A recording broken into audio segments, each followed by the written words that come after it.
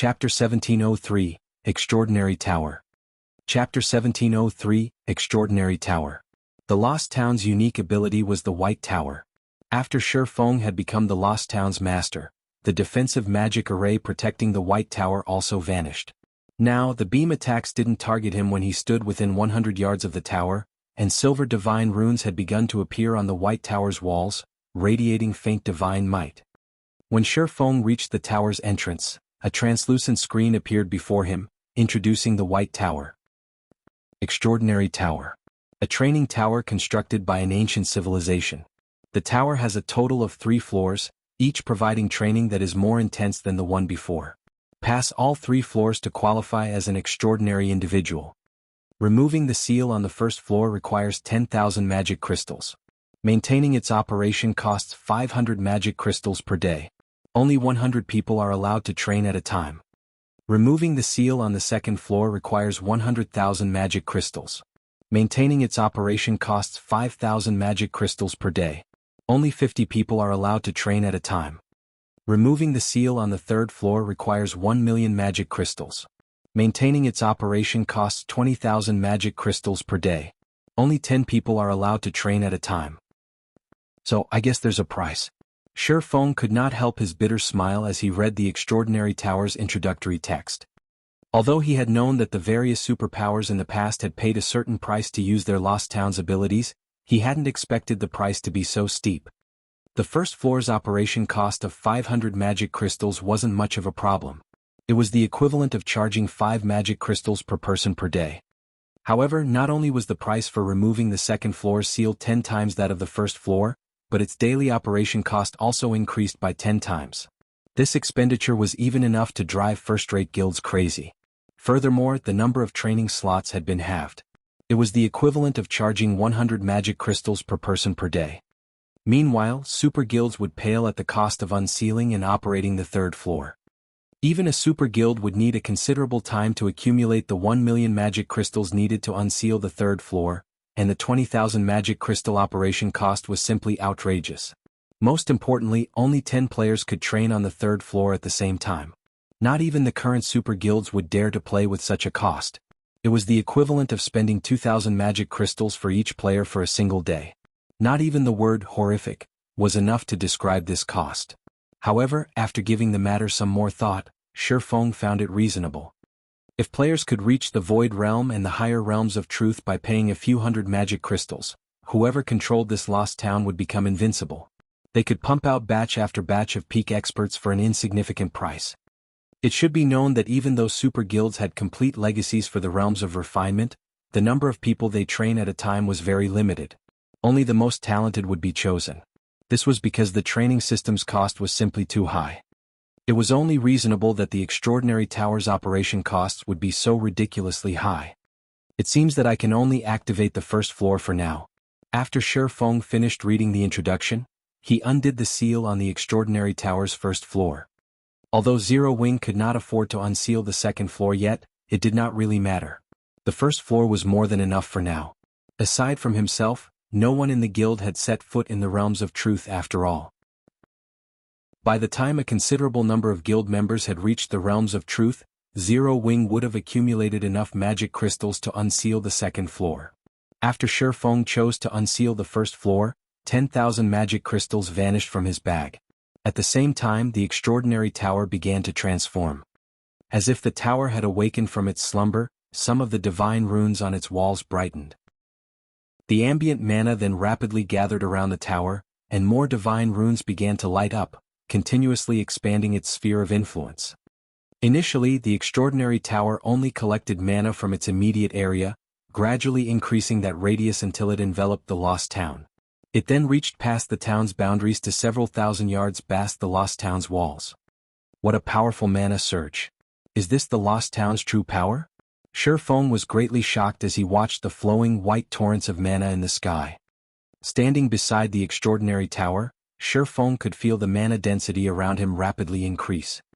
After absorbing mana for a short moment, the mana density around the tower could rival the magic tower, and it continued to rise. 1 minute, 3 minutes, 5 minutes.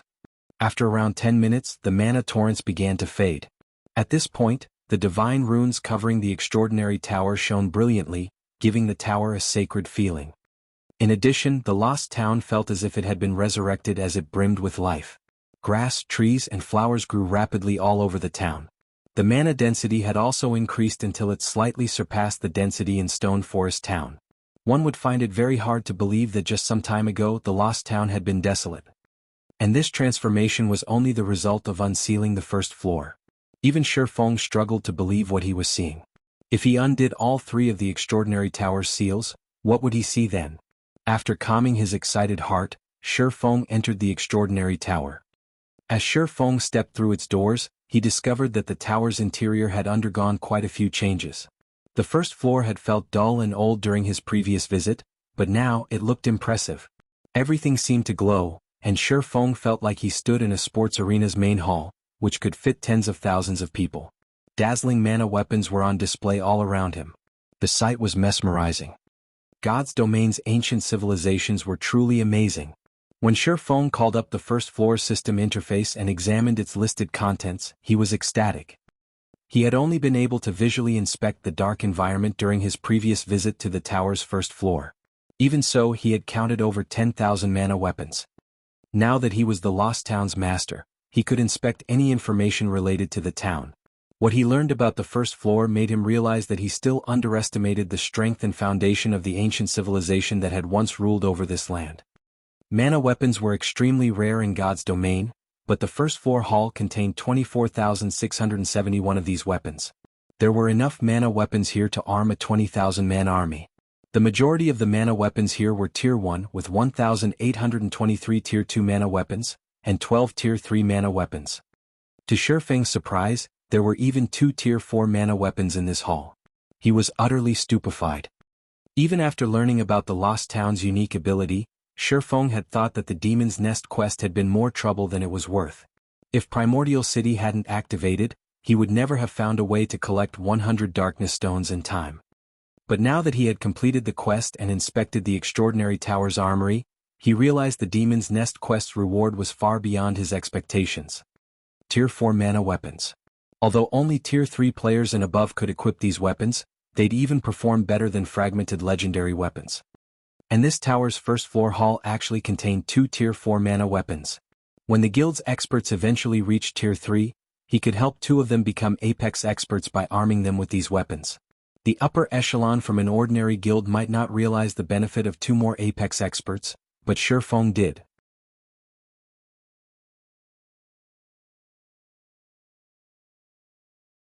Sure enough, the system won't let players obtain Tier 4 mana weapons so easily.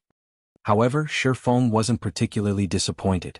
Developing the Lost Town was necessary regardless, and with Zero Wing's current foundations, upgrading the town from a basic town to an advanced town before the guild's experts reached Tier 3 wouldn't be a problem. Following which, Shifeng retrieved every Tier 3 and Tier 2 mana weapon available. This had been his main goal in visiting the Lost Town after all. With these mana weapons, the strength of his guild's experts could undergo a qualitative transformation. This was especially true for the players who would wield the Tier 3 mana weapons. After retrieving the mana weapons, Shifeng followed the spiral staircase to the second floor. Previously, he had been focused on obtaining the magic crystal treasure chest. As a result, he hadn't inspected the tower's second or third floor. Now that he was the Lost Town's master, however, he had to examine the tower properly. Chapter 1704, Master's Power. Chapter 1704, Master's Power. Once he arrived on the Extraordinary Tower's second floor, Shifeng discovered that it was still as dilapidated as it had been during his first visit. However, the hall had brightened considerably, and now Shifeng could clearly see the armored ghosts that wandered the floor. As he had left it, the tyrant's soul stood quietly before the spiral staircase leading to the third floor. Is still here? Shifeng frowned at the tyrant's soul. He had assumed that every monster in the Lost Town had disappeared when he had taken control of it, but it would seem that wasn't the case. At the very least, the monsters in the Extraordinary Tower hadn't been affected. He had already experienced the tyrant's soul's strength. Although it was only a level 80 mythic monster, it wielded a saint weapon, a tier 5 mana weapon. In terms of combat power, even the demon ruler enhanced mythic ranked Baphomet paled in comparison to the tyrant's soul. Trying to defeat such a powerful foe was simply too difficult right now. Yet, if he left the tyrant's soul alone, the soul doppelganger would continue to hunt him. Although the soul doppelgangers wasn't an issue yet, since the most recent had only been a level 70 chieftain, they would grow stronger each day. They might not pose a threat right now, but sooner or later they would become a problem.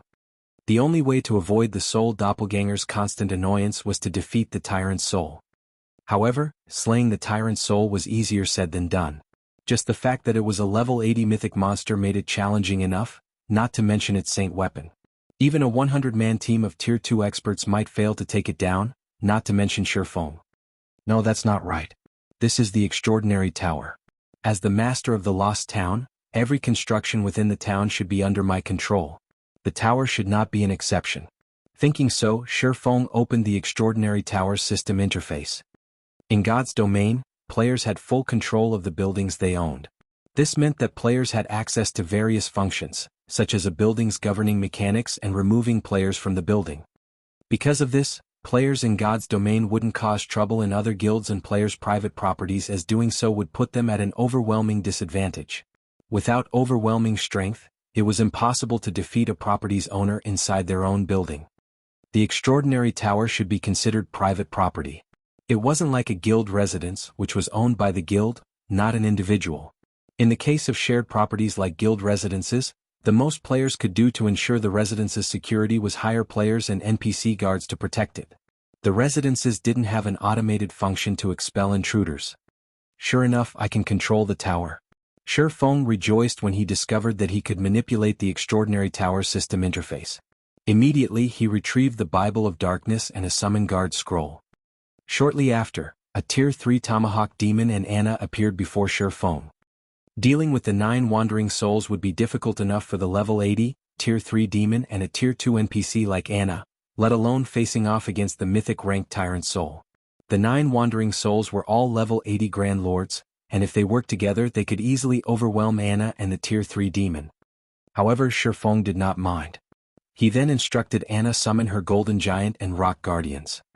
Anna's actions immediately attracted the Tyrant Soul's attention, and the mythic monster abruptly opened its eyes. Despicable thief! You dare to show yourself before me again? I will tear your soul to pieces. The Tyrant Soul quickly recognized Shurfeng's aura, its eyes glowing red with rage. It bellowed with fury and vanished. Meanwhile, the wandering souls turned to charge at Shurfeng. Even Shurfeng grew nervous while facing a level 80 mythic monster and 9 level 80 Grand Lords. Seal. Not daring to be careless, Shurfeng immediately utilized his special privilege as the tower's owner. Suddenly, countless chains appeared around the Tyrant's soul and wandering souls. Following which, the 10 monsters' basic attributes plummeted, falling to 50% of their original values in the blink of an eye. They couldn't use their skills or spells either.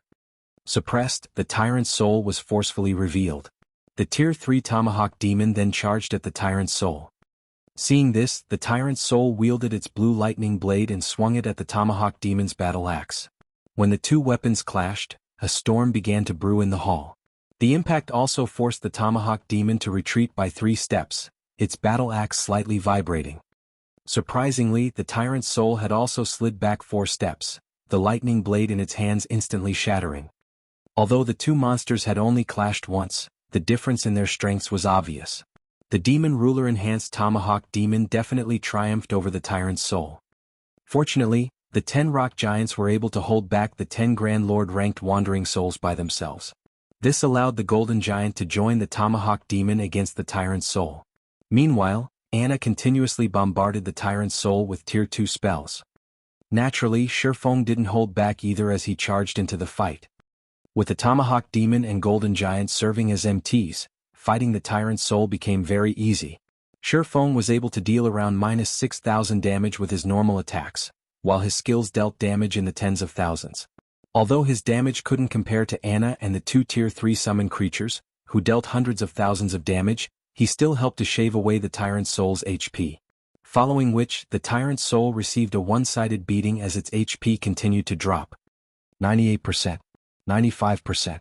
90%. Eventually, the Tyrant's soul became thoroughly enraged and tried to summon its saint weapon, but despite chanting the incantation, the saint weapon was nowhere to be seen. As a result, it could only watch helplessly as its HP decreased. With its basic attributes heavily suppressed and unable to use its spells and skills, the Tyrant's Soul was likely the most miserable mythic monster in the game right now. Not even the system had expected Shifeng to accomplish the near-impossible feat of collecting 100 Darkness Stones and acquire the Lost Town before dealing with the Extraordinary Tower's boss. However, as a result of Shifeng's unconventional way of acquiring the Lost Town, the Tyrant's Soul couldn't use its abilities. This was especially true for its Saint weapon. If the Tyrant's Soul were at its peak and had the aid of a Tier 5 mana weapon, not even the Tier 4 Valkyrie would be its match. One could just imagine how powerful the Tyrant's Soul truly was. It was definitely invincible among those of the same level. Unfortunately, the Tyrant's Soul couldn't use its skills or spells, let alone summon its Saint weapon. Although the Tyrant's Soul had a maximum HP of 210 million even after the suppression, its HP fell steadily under Shifeng and his minions' assault. 80%, 50%, 20%. Time passed quickly and eventually the Tyrant's Soul's HP fell to 20%. Due to the rough battle, the monster's armor was now in tatters. However, despite losing most of its HP, the Tyrant's Soul could only use normal attacks. It couldn't even go berserk like normal monsters did after their HP reached a certain point. Finally, after over 30 minutes, the Tyrant's Soul's HP fell below the 1%. Shifeng then activated Divine Providence and arrived beside the mythic monster. His swords transformed into streaks of dazzling light that tore through the Tyrant's Soul's unguarded side. Flame burst. Damages exceeding -60,000 appeared above the Tyrant's Soul's head, one after another. By the time Shifeng had exhausted all of Flame Burst's 16 attacks, the Tyrant's Soul's HP had reached 0. The mythic monster released an agonizing scream before transforming into particles of light and disappearing. To Shifeng's disappointment, the Tyrant's Soul had only dropped its dilapidated armor pieces and 2 items.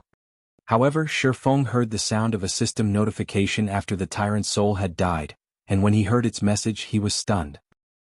System, congratulations. You have slain the Tyrant's Soul. Rewarding a town-building order. Chapter 1705, Mana Equipment Set. Chapter 1705, Mana Equipment Set. A town-building order. Shifeng's mind blanked for a moment when he saw the tattered parchment that had abruptly appeared in his hands. Town-building orders were incredibly precious in God's domain. Normally, the item could only be obtained from securing the first kill of a special field boss or epic ranked or higher group quest. A town-building order was far more valuable than a captured town. This was because the town-building order granted players the freedom to build a town in almost any location they desired. They could even construct the town in a neutral map. This was where the town-building order truly shined. Neutral maps didn't have teleportation points, and players had to rely on their own feet to reach these maps. Moreover, very few neutral maps contained towns or cities. In the case of the Orc Empire, capturable towns and cities had only appeared due to an expansion pack.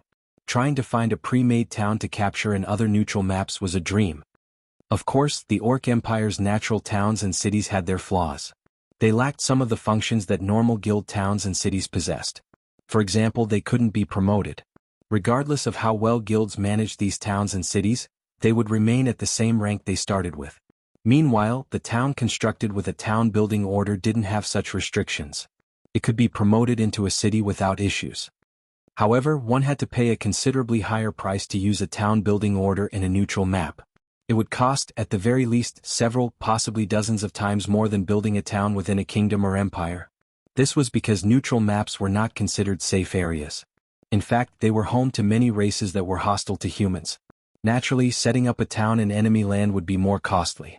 The higher leveled the neutral map was, the more it would cost to construct a town there. Most importantly, guild towns and cities in neutral maps would face frequent monster attacks. Surviving in these neutral maps would also be much harder than within a kingdom or empire's borders. Hence, not all guilds that had been lucky enough to find a town-building order had chosen to construct their towns in neutral maps. Rather, they lacked the ability and funds to build a town in a neutral map. Shifeng had never expected to obtain a town-building order so soon in this life. Originally, he had planned to wait for the guild's main force to reach level 60 before challenging a few special field bosses that he knew the locations of. But now he had a town-building order 10 levels earlier than expected. Forget it. It's better to get one earlier than later. At most, I'll just have to adjust my original plan. Shi Feng smiled before storing the town building order. He then set his sights on the other items the tyrant's soul had dropped while he had Anna and the Tier 3 demon clean up the remaining monsters. As a mythic monster, the tyrant's soul should have dropped a lot of items. Yet, the boss had a surprisingly low number. Including the tattered equipment the tyrant's soul dropped, the boss had only dropped 6 items. Shi Feng immediately picked up the tattered equipment pieces and inspected them. These equipment pieces had clearly existed for an extremely long time. Many areas of the pieces had fallen prey to corrosion. If they were tossed to the roadside, nobody would likely spare them a second glance. However, Shi Feng was instantly ecstatic after he inspected their attribute panels. Mana equipment. As expected of the Extraordinary Tower's guardian boss. Shi Feng's eyes glowed with excitement as he gazed at the 4 tattered pieces of equipment before him. Mana equipment was similar to mana weapons. Both were consumables and could offer a significant boost to players' combat power. Only, mana equipment was extremely difficult to produce, far more so than mana weapons. As a result, mana equipment was scarcer than mana weapons. Meanwhile, the 4 pieces of mana equipment before him made up a complete set. They were the hands, chest, legs and boots of the Judgment set, a Tier 2 mana equipment set. Individually, these 4 pieces had the basic attributes to rival epic equipment. Only they did not possess any additional skills. In return for their lack of skills, though, the 4-piece Judgment set included 2 ridiculously strong set effects. 2-piece set effect. Mana Stimulation. Passively improves physique by 30% and reaction speed by 20%. Forms a mana shield around the wearer that weakens spell effects by 50% and reduces physical damage received by 30%. 4-piece set effect. Light of Judgment. Stimulates the runes on every set piece at the cost of durability. When active, increases all attributes by 800 points, strength by 90%, endurance by 60%, and agility by 60%. Sustaining Light of Judgment reduces 1 durability point from every set piece each minute. The mana equipment set's attributes rendered Shi Feng speechless. Although he had been a guild leader in the past, his guild had only been a second-rate guild. The information he had been able to get his hands on had been very limited. Although he had known that mana equipment was very powerful, he hadn't realized exactly how powerful. Now that he had seen one of these sets' attributes, he finally understood why mana equipment was so powerful. The basic attributes it provided could rival epic equipment of the same level, and when operating at maximum capacity, its buffs were even more impressive than a berserk skill. An 800-point increase to all attributes was simply unimaginable for Tier 2 players. Both the berserk skills that players learned and those from equipment generally only boosted the player's basic attributes. In other words, the higher a player's basic attributes were, the more effective their berserk skills would be. Meanwhile, when level 60 Tier 2 experts used a berserk skill, excluding the percentage buffs from weapons and equipment, they would generally gain around 1,300 to 1,500 points to their main attribute. The boost to the other basic attributes was far smaller. Yet, Judgment of Light offered a fixed increase of 800 points to every basic attribute. That was the equivalent of a level 60, Tier 2 expert gaining 50% or higher boost to their attributes. After including the percentage buffs Judgment of Light provided, the player's overall improvement would be terrifying. Shi Feng even suspected that he could gain as much strength with Judgment of Light as he did from Heavenly Dragon's power, which was above average compared to other berserk skills. It was a pity that the Judgment set was a class-specific set equipment and could only be used by Guardian Knights. If Kola equipped this set, he should even be able to tank mythic monsters of the same level. Shi Feng began to fantasize as he examined the Judgment set. If Kola wore the Judgment set with his Titan Guard, he'd become the strongest MT in God's domain. Following which, Shi Feng stored the mana equipment set and set his sights on the last 2 items the Tyrant's soul had dropped. One of them was an old key, while the other was a Tier 4 magic scroll. The Tier 4 magic scroll was a Tier 4 domain scroll, and the key would unlock the magic crystal treasure chest on the tower's top floor. Since he had stolen some of the treasure chest's contents during his last visit, the Tyrant's soul had learned its lesson and locked it, making it impossible for Shi Feng or anyone for that matter to steal any more items. Now that Shi Feng had the key though, he could open the treasure chest and retrieve the remaining items. Previously he hadn't had much time to loot the treasure chest, and in the end he had only claimed 5 items. However, every one of those 5 items could even invoke a super guild's envy. Shi Feng and his minions then dealt with the remaining 9 wandering souls and collected 15 pieces of level 70 secret silver and fine gold equipment before he made his way to the tower's top floor. The magic crystal treasure chest hadn't moved from its original position. However, the chest now sported a massive golden padlock. A single glance told Shi Feng had no hope of destroying the lock as he was now, but after using the key he removed the lock in 5 seconds. Lifting the treasure chest's lid, an aurora of light escaped, which was so dazzling that anyone could see it from anywhere in the lost town. Sure enough, this chest still has a lot of treasures. Shi Feng's heart pounded with excitement as he looked at the 6 items inside the treasure chest. He immediately began to appraise them, one after another. Of the 6 items, 3 were Tier 2 skill books. One was a Tier 2 taboo skill for assassins called Indiscriminate Killing, one was a Tier 2 spell for elementalists called Elemental Mirror, and one was a Tier 2 passive skill for rangers called Precision Shooting. The other 3 items included a Tier 3 mana staff, a magic tower design, and the last was the Guardian Puppet design. It's no wonder why the players and powers that obtained gold magic crystal treasure chests had never said a word about their harvests. So this is why. Realization dawned on Shi Feng when he saw the Guardian Puppet design. He had wondered what made the gold magic crystal treasure chests so special that almost no player or power had ever mentioned obtaining one during his previous life. None of the 5 items he had gained during his first visit were enough to tempt a super guild to put everything it had into obtaining one of these treasure chests. However, after taking a look at the Guardian Puppet design he understood. This Guardian Puppet design alone was many times more valuable than every other item in the gold magic crystal treasure chest. It was so valuable that superpowers would wage an all-out war with each other to obtain it. Chapter 1706, Guild Treasure. Looking at the Guardian Puppet design in his hands, Shi Feng could not help but inhale deeply as he began scrutinizing it. In the past, Guardian Puppets were something exclusive to the various superpowers and an extreme few large guilds. Every Guardian Puppet was treated as a priceless treasure and was the symbol of a guild's foundations. Almost nobody would choose to sell their Guardian Puppet unless absolutely necessary.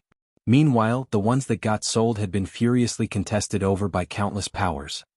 The Guardian Puppet had been in great demand because it was ancient technology that had been lost in time. Without a proper design, players couldn't replicate the technology since the production of the Guardian Puppet involved too many fields of study such as alchemy, forging, and engineering. Moreover, every subclass had to be at the master rank at the very minimum. Only after gathering the masters of these subclasses could players produce a Guardian Puppet. However, according to rumors, just the materials needed for one production attempt cost over 2,000 gold. Far more expensive than making a slightly below-average piece of epic equipment. The final cost for making the Guardian Puppet would simply be unimaginable. Meanwhile, the reason why the Guardian Puppet was so valuable was its frightening combat power. Even a level 0 player could instantly become a monster-like existence with the help of the Guardian Puppet. It was a war weapon that no epic item or even fragmented legendary item could compare to. To a guild, the Guardian Puppet was a priceless treasure. In the past, there were some first-rate guilds that dared to provoke even superpowers yet managed to live to tell the tale. The secret behind their survival was their possession of Guardian Puppets. Even an ordinary Guardian Puppet had the combat power of a Tier 3 existence. Meanwhile, the Guardian Puppet design Shi Feng currently held in his hands was for bronze-ranked Guardian Puppets. The bronze Guardian Puppet possessed strength at the peak of Tier 3, and any player controlling the puppet could wield this strength as if it was their own. Moreover, unlike summoned creatures which would disappear after a certain duration, Guardian Puppets would not disappear unless destroyed. Regardless of how far players developed in God's domain, combat power at the peak of Tier 3 would never become obsolete, because many players could not even reach Tier 3. As expected of a bronze Guardian Puppet. Just the materials needed for one production attempt cost over 3,000 gold. Moreover, a master forger would only have a 30% success rate at completing the forging portion. The success of the final assembly isn't even guaranteed. It's no wonder the various superpowers treated their puppets like their own babies. Shi Feng was inwardly astonished as he looked at the list of required materials stated on the design. However, after giving the matter some thought, he found the price to be reasonable. The bronze Guardian Puppet possessed combat power at the peak of Tier 3 and could be used indefinitely. If a guild could produce several hundred of these puppets now, it would basically be invincible. After all, there was no level requirement for controlling a Guardian Puppet. The only limiting factor was one's skillfulness at controlling the puppet. It seems there's a need to place greater focus on Candlelight's development. Shifeng could not wait for the day Zero Wing could have its own guardian puppets. Although the materials needed to produce the bronze guardian puppet were rare, aside from the main material, fine titan ingot, the other materials could be collected in bulk relatively easily. The main problem was the requirement of various kinds of lifestyle masters. Without the necessary lifestyle masters, the odds of producing the guardian puppet were zero. If Zero Wing could mass-produce bronze guardian puppets, whether it was in team battles or siege battles, they would become a formidable support since they dealt increased damage to magic arrays and buildings. Moreover, they were much more powerful than Tier 3 summon creatures. Just as Shifeng was figuring out ways to further improve the standards of lifestyle players in the Candlelight trading firm, he suddenly received a call from Gentle Snow. Guild leader, I just received good news. Heaven's Burial's Singular Burial and Lei Jingyang fell out with each other. The guild has already been disbanded. However, Singular Burial joined Blackwater with some of his trusted aides and guild experts. Currently, Singular Burial is bringing his men to the Primordial Divine Ruin. By the looks of it, they plan on reaching Primordial City by relying on various resources Blackwater provided them, Gentle Snow said, smiling. Heaven's Burial's destruction was something she and the rest of Zero Wing's upper echelon had anticipated. Only they had not expected Heaven's Burial to disband so quickly. Caught off guard, they had a hard time taking over the shops located in the various cities Heaven's Burial ruled before, many of which were snatched away by other guilds. However, Heaven's Burial's sudden disbandment also saved Zero Wing plenty of trouble. At the very least, there was no longer any need to wage price wars with Heaven's Burial's shops in Starmoon Kingdom, nor was there any need to dispatch larger armies to capture Heaven's Burial's guild towns. So, they've given up on Starmoon Kingdom and are shifting their focus to Primordial City? Shifeng could not help but chuckle. Looking at Gentle Snow, he asked, have you gathered the necessary manpower yet? As you've requested, I personally contacted every one of the selected candidates and had them secretly gather at Zero Wing City. Currently, we're just short by a few dozen people before we have the required number, Gentle Snow replied. Good. Have them gather at Zero Wing City's Candlelight trading firm. I'll head over there myself right now. It's about time we gave Beast Emperor and Singular Burial a little surprise, Shifeng said with a nod before disconnecting the call. Even now, Gentle Snow still had no idea what Shifeng intended to do by summoning 1,500 experts. However, she continued notifying the selected experts to gather at Zero Wing City's Candlelight trading firm. Meanwhile, after ending the call, Shifeng spent 3,000 gold to have the NPCs in the Lost Town construct a guild residence. At the same time, he hired 100 level 150 Tier 2 NPC guards and 1,000 level 150 Tier 1 NPC guards for town defense. With this, the town should have no problems fending off monster attacks in the short term. Once that was done, he took out a guild transfer scroll and teleported to Zero Wing City's residence. After the heaven-defying battle at Stone Forest Town, the number of players visiting Zero Wing City each day had skyrocketed. Now, the city's player population had already shot past the 4 million mark. Just the entrance fees collected each day totaled roughly 22,000 gold. Not to mention there was still the income from Stone Forest Town, the Candlelight trading firm and many other enterprises. Now that there was no longer any need to continue placing bounties on Heaven's Burial's members, all that income could be invested into the guild's development. Meanwhile, even after including the guild's various expenses such as providing guild benefits and the guild's expansion, Zero Wing still saved up around 15,000 gold per day. This income could make any first-rate guild crazy with jealousy. For first-rate guilds, just being able to get their guild to operate normally was already a challenging task. Moreover, the guild benefits they offered their members weren't even comparable to Zero Wing's. It would not be an exaggeration to say that no first-rate guild in God's domain could compete with Zero Wing in terms of wealth. After returning to Zero Wing's residence, Shifeng first went to the guild warehouse to retrieve some materials obtained from team dungeons and through trading with the various first-rate guilds. Then he started producing magic array scrolls for the Divine Beast's Descent magic array. Once he completed 2 sets, he took out the 2 remaining elemental sources from his bag and combined them with the magic array scrolls. Suddenly, the 2 sets of magic array scrolls started evolving. Originally, Divine Beast's Descent was an intermediate magic array, but after the fusion was completed, the magic arrays exuded an aura that was even more powerful than advanced magic arrays. following which Shi Feng stored the 2 sets of magic array scrolls and left for the candlelight trading firm. By the time he arrived at Zero Wing City's candlelight trading firm, Gentle Snow and the others were already waiting for him.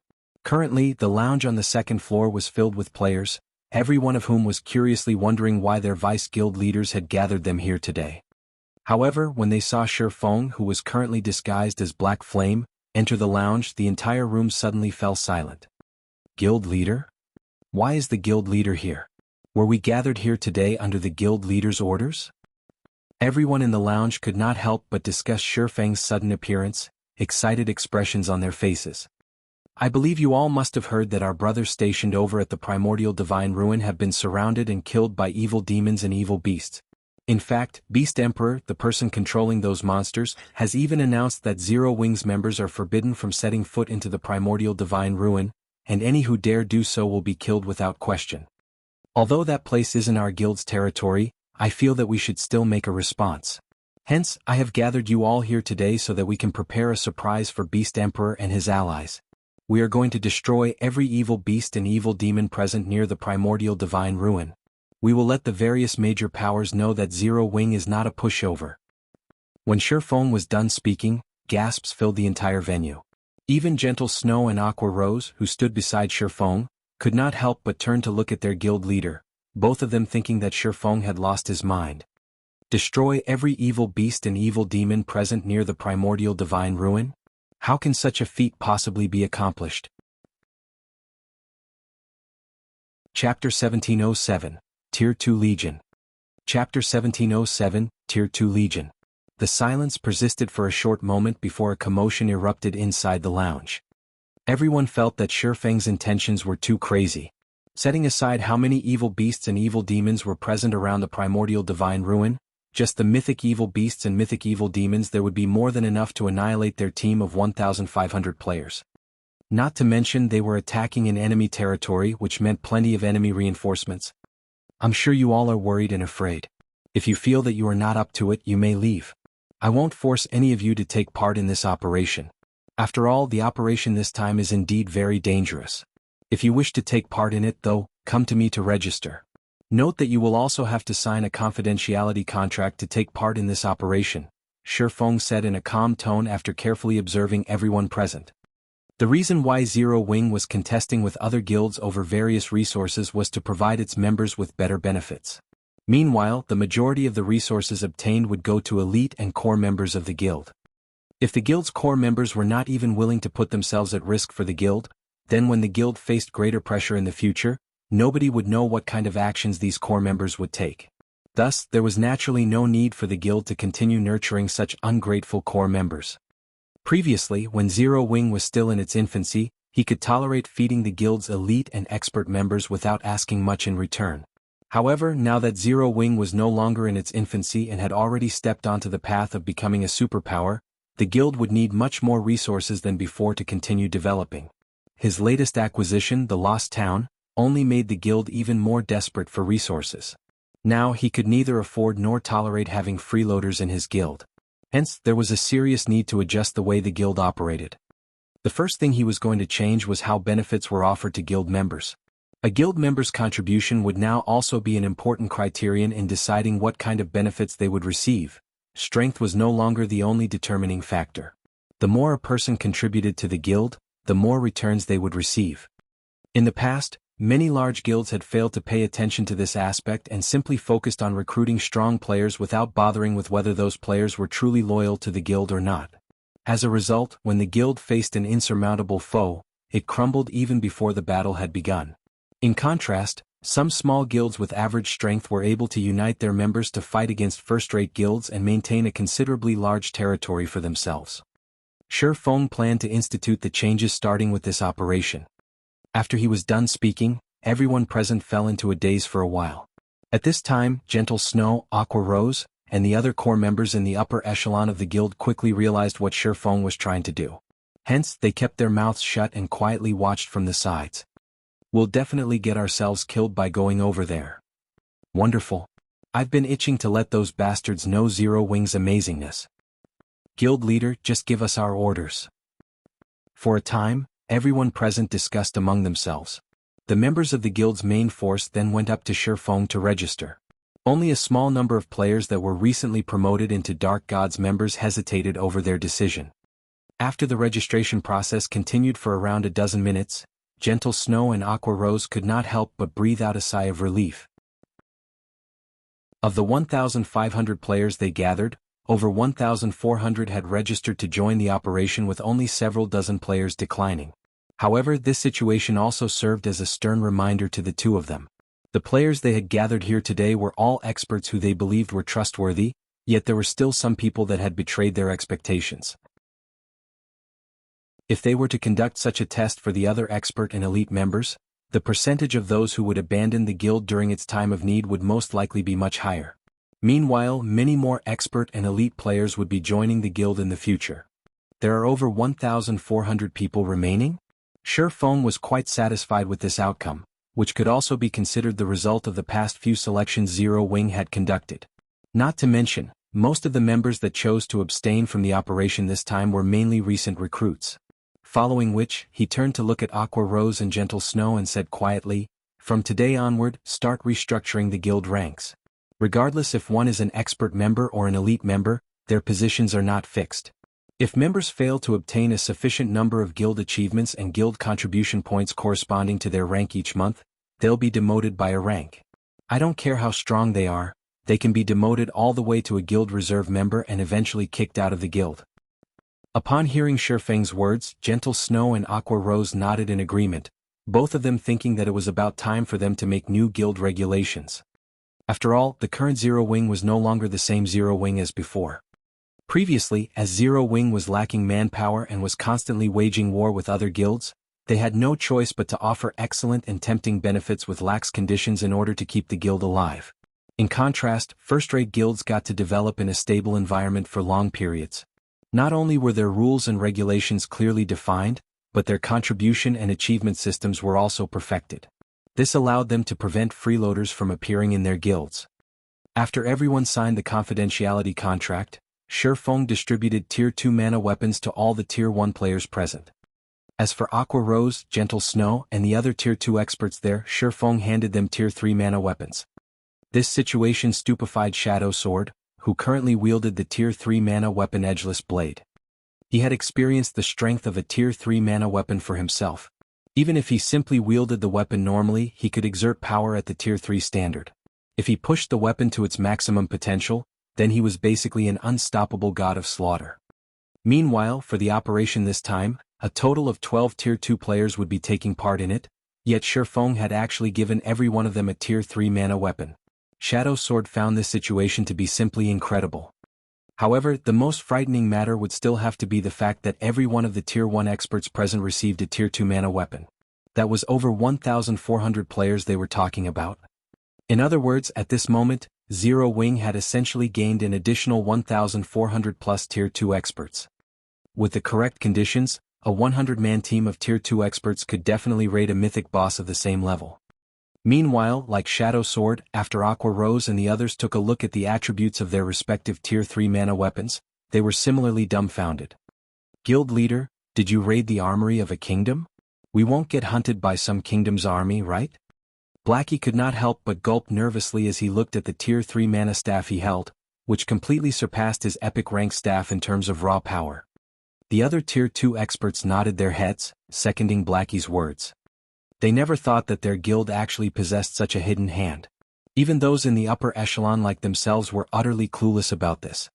Just by holding the Tier 3 mana weapons, they could feel that their combat power had increased drastically. At the very least, the raw power of their attacks should be at the Tier 3 standard already. Although they did not possess the physique and skills of a Tier 3 player, they were still confident that, unless their opponent was fully geared in epic equipment, they could easily stomp on any Tier 2 expert right now. At this moment, Aqua Rose and Gentle Snow finally understood why Shifeng would try to annihilate the evil beasts and evil demons around the primordial divine ruin with such a small number of players. With so many experts boasting Tier 2 and Tier 3 combat power, they indeed possessed the qualifications to go up against the evil demons and evil beasts near the primordial divine ruin. While everyone was reeling from receiving the mana weapons, Shifeng took out 4 pieces of equipment and handed them to Kola. Originally, Kola wanted to say that his equipment was plenty excellent already and that there was no need for a replacement. However, once he inspected what Shifeng gave him, his eyes nearly fell out of their sockets. Without hesitation, he removed the level 50 fine gold set equipment he was wearing and replaced them with the mana equipment set from Shifeng. The moment Kola equipped the mana equipment set, the feeling he gave off transformed abruptly. Right now, Kola's aura gave even Aqua Rose and Gentle Snow intense pressure. Not to mention, the mana in the room was also surging toward him. Just standing beside the Guardian Knight felt stifling. Guild leader, what kind of equipment did you give Kola? Did you give him 4 pieces of epic equipment? Gentle Snow asked curiously. At this moment, she could clearly feel that her attributes were inferior to Kola's. However, she currently had a piece of fragmented legendary equipment equipped, so it was simply unbelievable that Kola's basic attributes would be superior to hers. The only explanation she could think of for such a difference was that Kola had just equipped 4 pieces of epic equipment. No. It's Tier 2 mana equipment set. It's something similar to the mana weapons you all are using, Shifeng replied, shaking his head. He then turned to Kola and asked, how does it feel after you've equipped it? Guild leader, this set is simply insane. I feel that I can tank even a mythic boss right now. Kola's eyes glowed with excitement as he looked at the 4 silvery pieces of equipment on him. When the surrounding crowd heard Kola's words, they could not help but gasp. From Kola's expression, they could tell that the Guardian Knight was not joking at all. However, realizing this only served to shock them even more. 4 pieces of mana equipment were actually enough to create an MT capable of tanking a mythic boss of the same level. This situation was simply too frightening. Relax. You'll have plenty of chances to show off later on, Shifeng said, chuckling. Following which, Shifeng had Aqua Rose recruit 176 trustworthy summoners from the guild's elite members for the upcoming operation and had them sign confidentiality contracts as well. Move out. Our target is the primordial divine ruin. It's about time we let our enemies pay the price of blood. Shifeng commanded after seeing that everyone had gathered. Chapter 1708, Miraculous Hunt. Chapter 1708, Miraculous Hunt. Zero Wing City, 4 Towers of Elements. Due to 4 Towers of Elements teleportation function, the number of players that gathered at the 4 Towers of Elements increased with each passing day. Many among them belonged to the various adventurer teams and large guilds. This was because teleporting through the 4 Towers of Elements was the fastest way for players to reach the Orc Empire. Using this function, players could save up on over 10 hours of mounted travel time when traveling to the Orc Empire. Aside from being able to teleport into the Orc Empire, players could teleport to leveling maps around Zero Wing City. Although these leveling maps weren't high-resource maps, the easy travel method still made these maps attractive. Because of this, the 4 Towers of Elements weren't any less lively than the city's central district even though they stood at the edges of Zero Wing City, far from most of the city's attractions. Quite a few player shops had also risen around the towers. Among these player shops stood the Purple Pavilion Trading Firm, a trading firm Shifeng had been quite familiar with during his previous life. This trading firm was run by none other than Suzy, one of Shifeng's old friends in the past. The Purple Pavilion Trading Firm's business was doing considerably well, and many adventurer teams players purchased items from its shop. Guild leader, is there a problem with that shop? Gentle Snow asked curiously when she noticed Shifeng staring at the Purple Pavilion Trading Firm. The Purple Pavilion Trading Firm? Following Shifeng's gaze, Aqua Rose said, based on our information, the trading firm is quite impressive. Its owner had rented a shop here before we had even revealed the 4 Towers of Elements teleportation function. The Purple Pavilion's owner also has amazing connections and offers many specialty products from other countries. The Purple Pavilion Trading Firm has used this opportunity to partner with quite a few well-known adventurer teams and purchase various rare materials from them at below market price.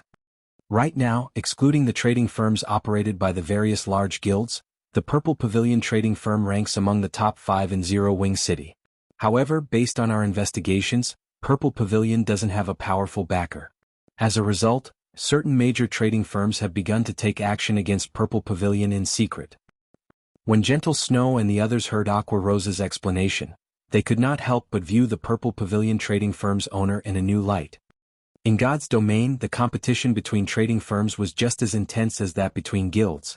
In fact, the competition between trading firms was far more intense. This was because guilds weren't the only ones operating trading firms in God's domain. Some independent players and adventurer teams had their own trading firms to earn more resources and coins, funding their personal development. Hence, God's domain had more trading firms than guilds. Thriving in such a competitive environment without a powerful backer was extremely difficult. The fact that the Purple Pavilion trading firm's shop ranked among the top 5 shops operated by non-guild entities in Zero Wing City proved how amazing it was. Aqua, have someone give the various shops in Zero Wing City a warning. I don't care what they do elsewhere, but nobody is allowed to play dirty in Zero Wing's towns and cities. If they're caught doing so, they should prepare to face the consequences, Shifeng quietly instructed, glancing at some of the players on the street who were clearly stalking the Purple Pavilion trading firm. Part of the development of guild towns and cities relied on the development of the shops in them. If Zero Wing couldn't provide sufficient security and fair competition for the independent merchant players in its towns and cities, these players would eventually refuse to conduct their business in Zero Wing's territories. Understood. Aqua Rose nodded. She immediately arranged for some of her subordinates to warn the various player-operated shops in Zero Wing City. After dealing with this matter, Shifeng and the others split into multiple groups and teleported to the Orc Empire's border at intervals. For this operation, Shifeng didn't just have his team members sign the confidentiality contract to keep their mouths shut about the mana weapons to avoid attracting other guilds' attentions. It also forced them to keep the operation itself a secret. Although this method didn't stop spies from simply logging out of the game and notifying their employers, Zero Wing would discover anyone who violated the contract the moment they logged out, since these players had been invited at the same time. Unless these spies wanted to blow their cover and lose all of their progress in the game thus far, they wouldn't dare log out. After arriving in the Orc Empire, everyone gathered in a predetermined location. Once Shifeng ensured that his team had arrived safely, he had them saddle up and make their way towards the primordial divine ruin.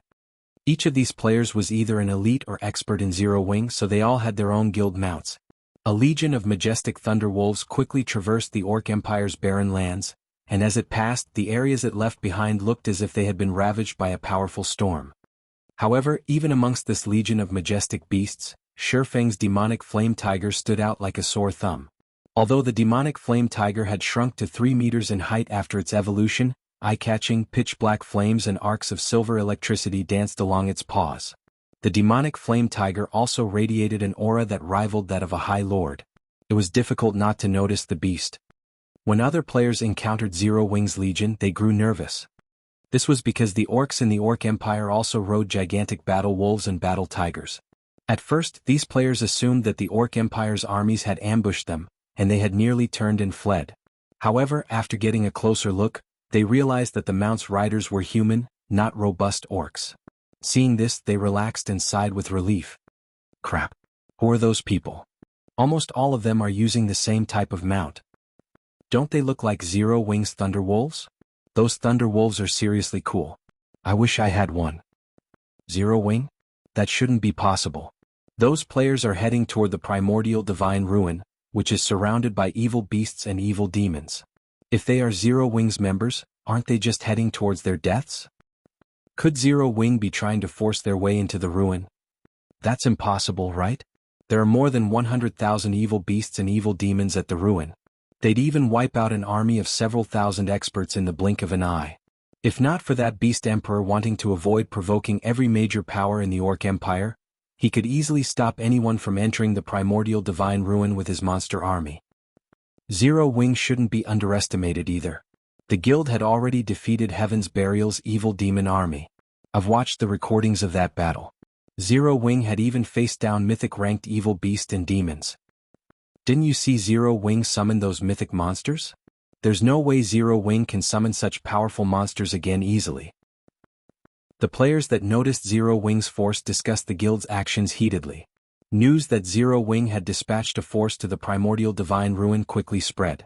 After all, it would be difficult for such a powerful army to avoid notice for long. Soon, the various major powers waiting to enter the primordial divine ruin began to discuss the matter as well.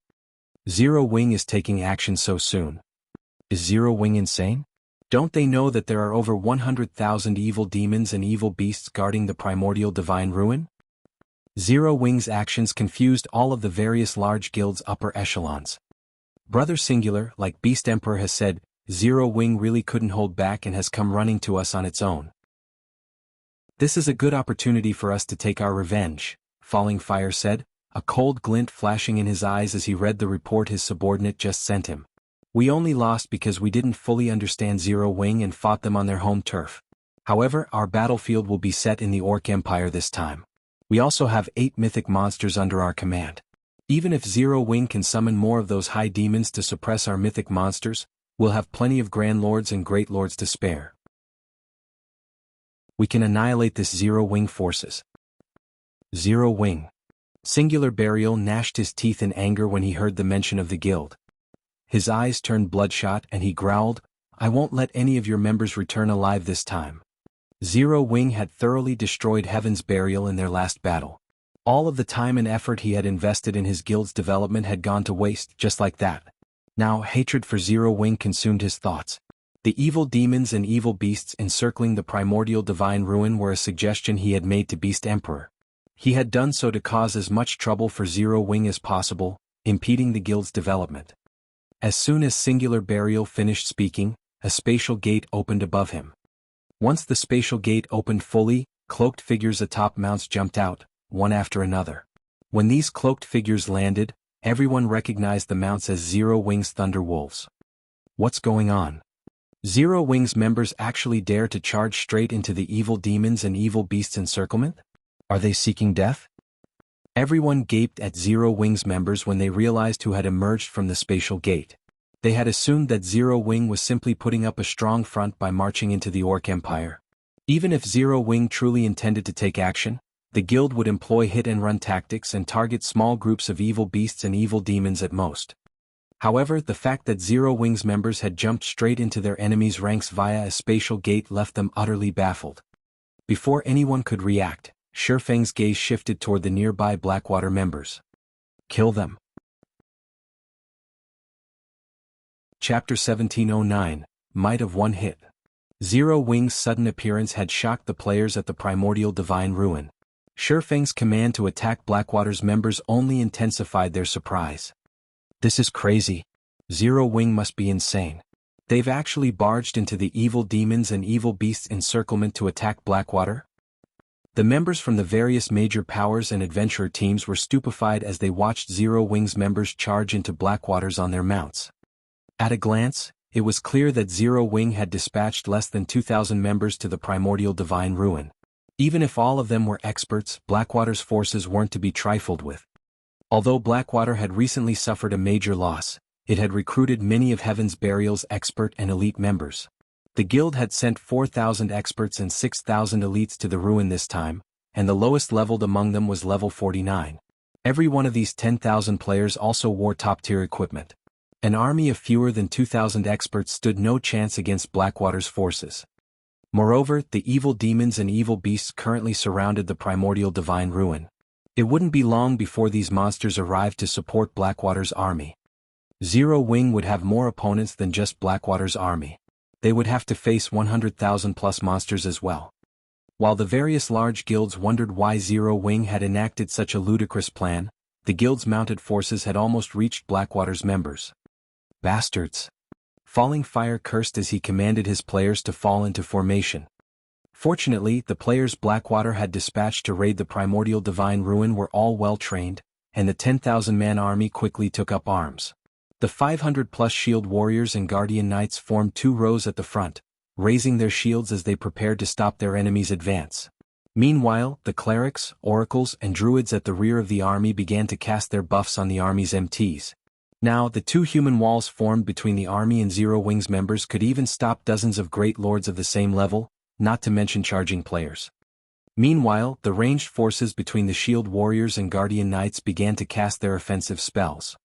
Blackwater's army had far better reaction speed, combat standards, and far more combat experience than the various adventurer teams who fought others in the fields. The entire army moved as one, utterly organized. However, the berserkers leading Zero Wing's charge paid the blockade before them little heed. They didn't even bother to wait for their own shield warriors and guardian knights to catch up as they plowed into Blackwater's formation. The moment before Zero Wing's 100-plus berserkers clashed with Blackwater's MTs, A hint of excitement could be seen flashing in their eyes as they tightened their grips on their weapons. Suddenly, silver runes began to form on their weapons, and the ambient mana gathered around the berserkers' weapons. Without hesitation, the berserkers swung their weapons at the massive shields before them. Boom, boom, boom. A series of loud explosions echoed throughout the area as the berserkers struck the enemy shields. Impossible. When Blackwater's MTs received the berserkers' attacks, they felt as if they had been hit by a truck. Not only did their shields tremble violently and their arms go numb, but they were also forced to take 2 or 3 steps back before they could stabilize themselves.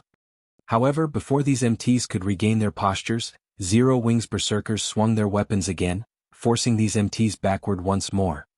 After 3 consecutive attacks, Zero Wings berserkers had broken holes in Blackwater's defensive line. The berserkers then dashed toward the ranged players like frenzied beasts. Zero Wing broke through. The various major powers watching from a distance could not help but gape at the scene. Just 100+ berserkers had torn apart 2 defensive lines formed by over 500 level 49+ shield warriors and guardian knights. The clash between these melee players had lasted less than 2 seconds. It was as if Blackwater's shield warriors and guardian knights were made of paper and could barely take a hit. However, the players from these major powers knew that Blackwater's MTs all wore excellent equipment. The weakest piece they'd have on them would be level 45 fine gold rank. MTs of such caliber could easily join the various large guilds' main forces. As for their combat standards, they were all elite and expert players. A blockade of such powerful MTs shouldn't have a problem fending off a charge of dozens of great lords of the same level, yet it had shattered when assaulted by Zero Wings 100+ berserkers. No matter how they looked at the situation, they simply could not bring themselves to believe it. What these players didn't know was that although these Zero Wing berserkers were only Tier 1 players, they could unleash Tier 3 power when they maxed out the Tier 2 mana weapons in their hands. Blackwater's defensive lines might be able to stop several dozen great lords of the same level, but it definitely couldn't stop the combined charge of over 100 great lords. Melee units, stop them. Do not let them reach our ranged unit. Falling Fire hurriedly commanded when he noticed Zero Wings berserkers approach. However, before Falling Fire could even finish his words, one melee fighter from Blackwater after another was thrown into the air.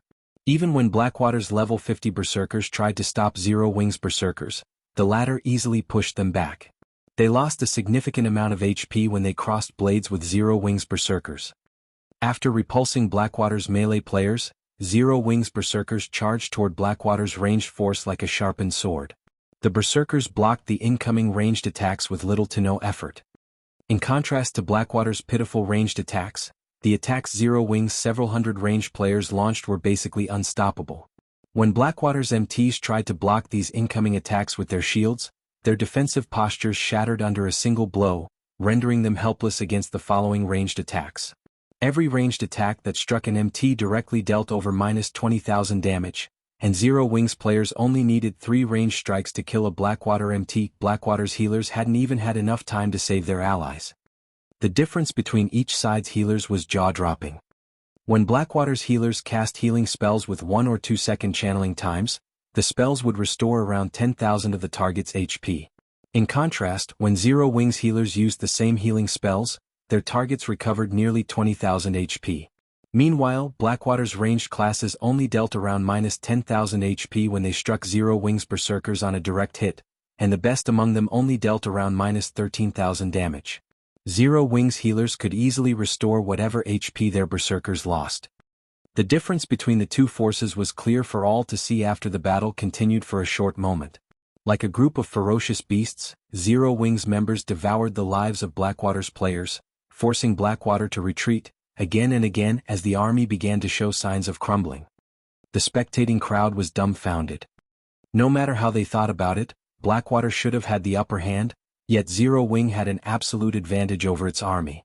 This didn't look like an actual battle, it was more of a one-sided beating. Zero Wing and Blackwater's strength simply weren't on the same level. So, this is the power of mana weapons? Gentle Snow, who commanded the battle from the rear, was indescribably shocked as she watched her players devour Blackwater's forces. They were too strong. Although the branch guild she commanded in the Black Dragon Empire hadn't experienced as many battles as the main branch in Starmoon Kingdom, her guild had plenty of experience in combat involving thousands of players. Hence, she knew that such a large-scale battle wouldn't reach a conclusion quickly. At the very least, the battle would last 15 to 30 minutes before anyone could tell which side had the upper hand. Yet, not even 1 minute had passed since the battle between Zero Wing and Blackwater had begun. However, even an ordinary player could see that Blackwater had no hope of winning this fight. At this rate, Zero Wing wouldn't even need 10 minutes to annihilate Blackwater's 10,000 players. Only Shifeng knew how typical this battle's outcome was. Blackwater's players weren't fighting 1,400 plus Tier 1 players, but a force of 1,400 plus Tier 2 experts. With so many Tier 2 experts, Zero Wing could even wipe out an army of 30,000 Tier 1 players without trouble, much less a force of 10,000. This was the difference between tiers. Silence fell over the primordial divine ruin as players witnessed Zero Wing's overwhelming power. Even the spectating superpowers wore somber expressions as they watched the massacre before them. Black Flame. Do you really think that this is the only force I've prepared for the primordial divine ruin? Pay for your foolishness. As Singular Burial watched Blackwater's army slide backward, he showed neither surprise nor fear, simply revealing an arrogant sneer. He then turned to the cloaked, bandaged man beside him and snapped, "Flame Blood, it's time for you to take action." Nodding in response, Flame Blood immediately took a gray crystal ball from his bag and began to chant an incantation. He wasn't within a kingdom or empire right now, so it didn't matter if he revealed his identity as an evil god's temple player since there weren't any NPCs around to hunt him down. Suddenly, clouds of pitch-black fog started to emerge from the crystal ball. The fog rapidly transformed into the figures of 10 evil demons. These summoned evil demons were all level 70 Grand Lords, which he had actually prepared for the Guardian boss on the ruin's 4th floor. Under Flame Blood's command, the 10 Grand Lord-ranked evil demons charged at Zero Wing's army. Just before they reached Zero Wing's front line and could swing down their massive claws, a figure appeared before them. This figure was none other than Shadow Sword. Scram! Shadow Sword tightened his grip on the edgeless blade and executed a sweeping slash with the rune-covered greatsword. Tier 2 skill Blade Storm. A silver storm engulfed 10 evil demons, sending them flying over a dozen yards away. When the monsters crashed into the ground, a damage of over -200,000 appeared above each of their heads. Chapter 1710, Gathering Place of Experts. Chapter 1710, Gathering Place of Experts. After Shadow Sword's first attack, he used Charge, accelerating toward the nearest evil demon as it was standing back up. When he got close to his target, Shadow Sword raised his greatsword high. Once again, silver divine runes lit up along the edgeless blade's body. Shadow Sword then executed Blade of Waves, one of the Sea God's Apostle class's Tier 2 legacy skills. Blade of Waves was also the most powerful Tier 2 legacy skill he had learned. Currents of blue mana circled the edgeless blade. When Shadow Sword swung his greatsword at the evil demon before him, the mana weapon transformed into a 40-yard-long blade of water.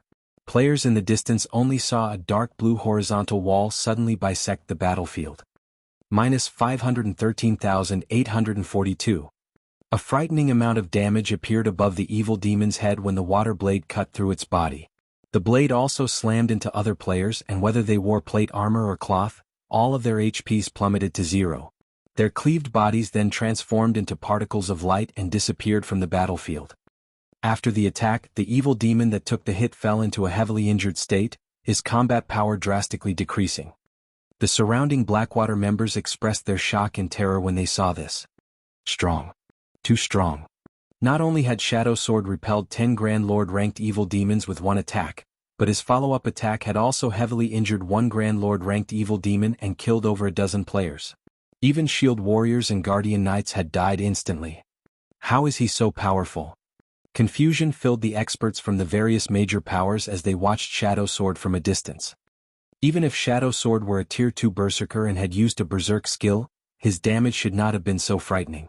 He should have been lucky to hold his ground against a Grand Lord-ranked evil demon, yet even without activating a Berserk skill, Shadow Sword had heavily injured the Grand Lord.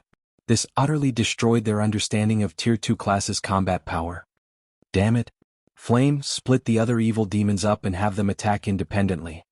Singular Burial commanded once he saw that the evil demons were no match for Shadow Sword. They had summoned 10 Grand Lord-ranked evil demons, and although they were no match for Shadow Sword, the Berserker couldn't stop them all if they split up. The evil demon's shadow sword didn't target could continue to slaughter Zero Wing's members. Hearing Singular Burial's command, Flame Blood had the other 9 evil demons circle Shadow Sword. However, as these evil demons began to move, Kola landed between 3 of them and used Justice Roar, forcing all 3 to focus on him and no one else. The 3 taunted evil demons immediately brandished their claws at Kola. Seeing this, Kola grinned as he raised the one-handed axe in his right hand. Like Shadow Sword's edgeless blade, silver runes illuminated the weapon. Taking a step forward, Kola used Holy Slash. A silver flash sliced at the 3 evil demons' extended claws. The moment Kola's axe met the monster's claws, the evil demons felt as if a current of electricity shot through them, leaving their arms numb. All 3 evil demons were forced to retreat by several steps, and the difference between their strength and Kola's was obvious at a glance. Meanwhile, Gentle Snow, Fire Dance, Flying Shadow, Yi Wumian, Turtle Dove, and Rampant Blade suppressed the other 6 Grand Lord-ranked evil demons. The 6 Tier 2 players halted the evil demons' advance, preventing the monsters from targeting Zero Wing's Tier 1 players. The spectating powers were stunned to see all 10 Grand Lord-ranked evil demons suppressed. Who are these people? The various major powers and adventurer teams members were curious and awed as they watched Shadow Sword and his companions. They immediately began to look into the identities of these Tier 2 players from Zero Wing. The various large guilds and adventurer teams present were no strangers to Grand Lord-ranked monsters, but they usually needed 100-man teams to raid such monsters. Yet, Shadow Sword and the others actually soloed the evil demons.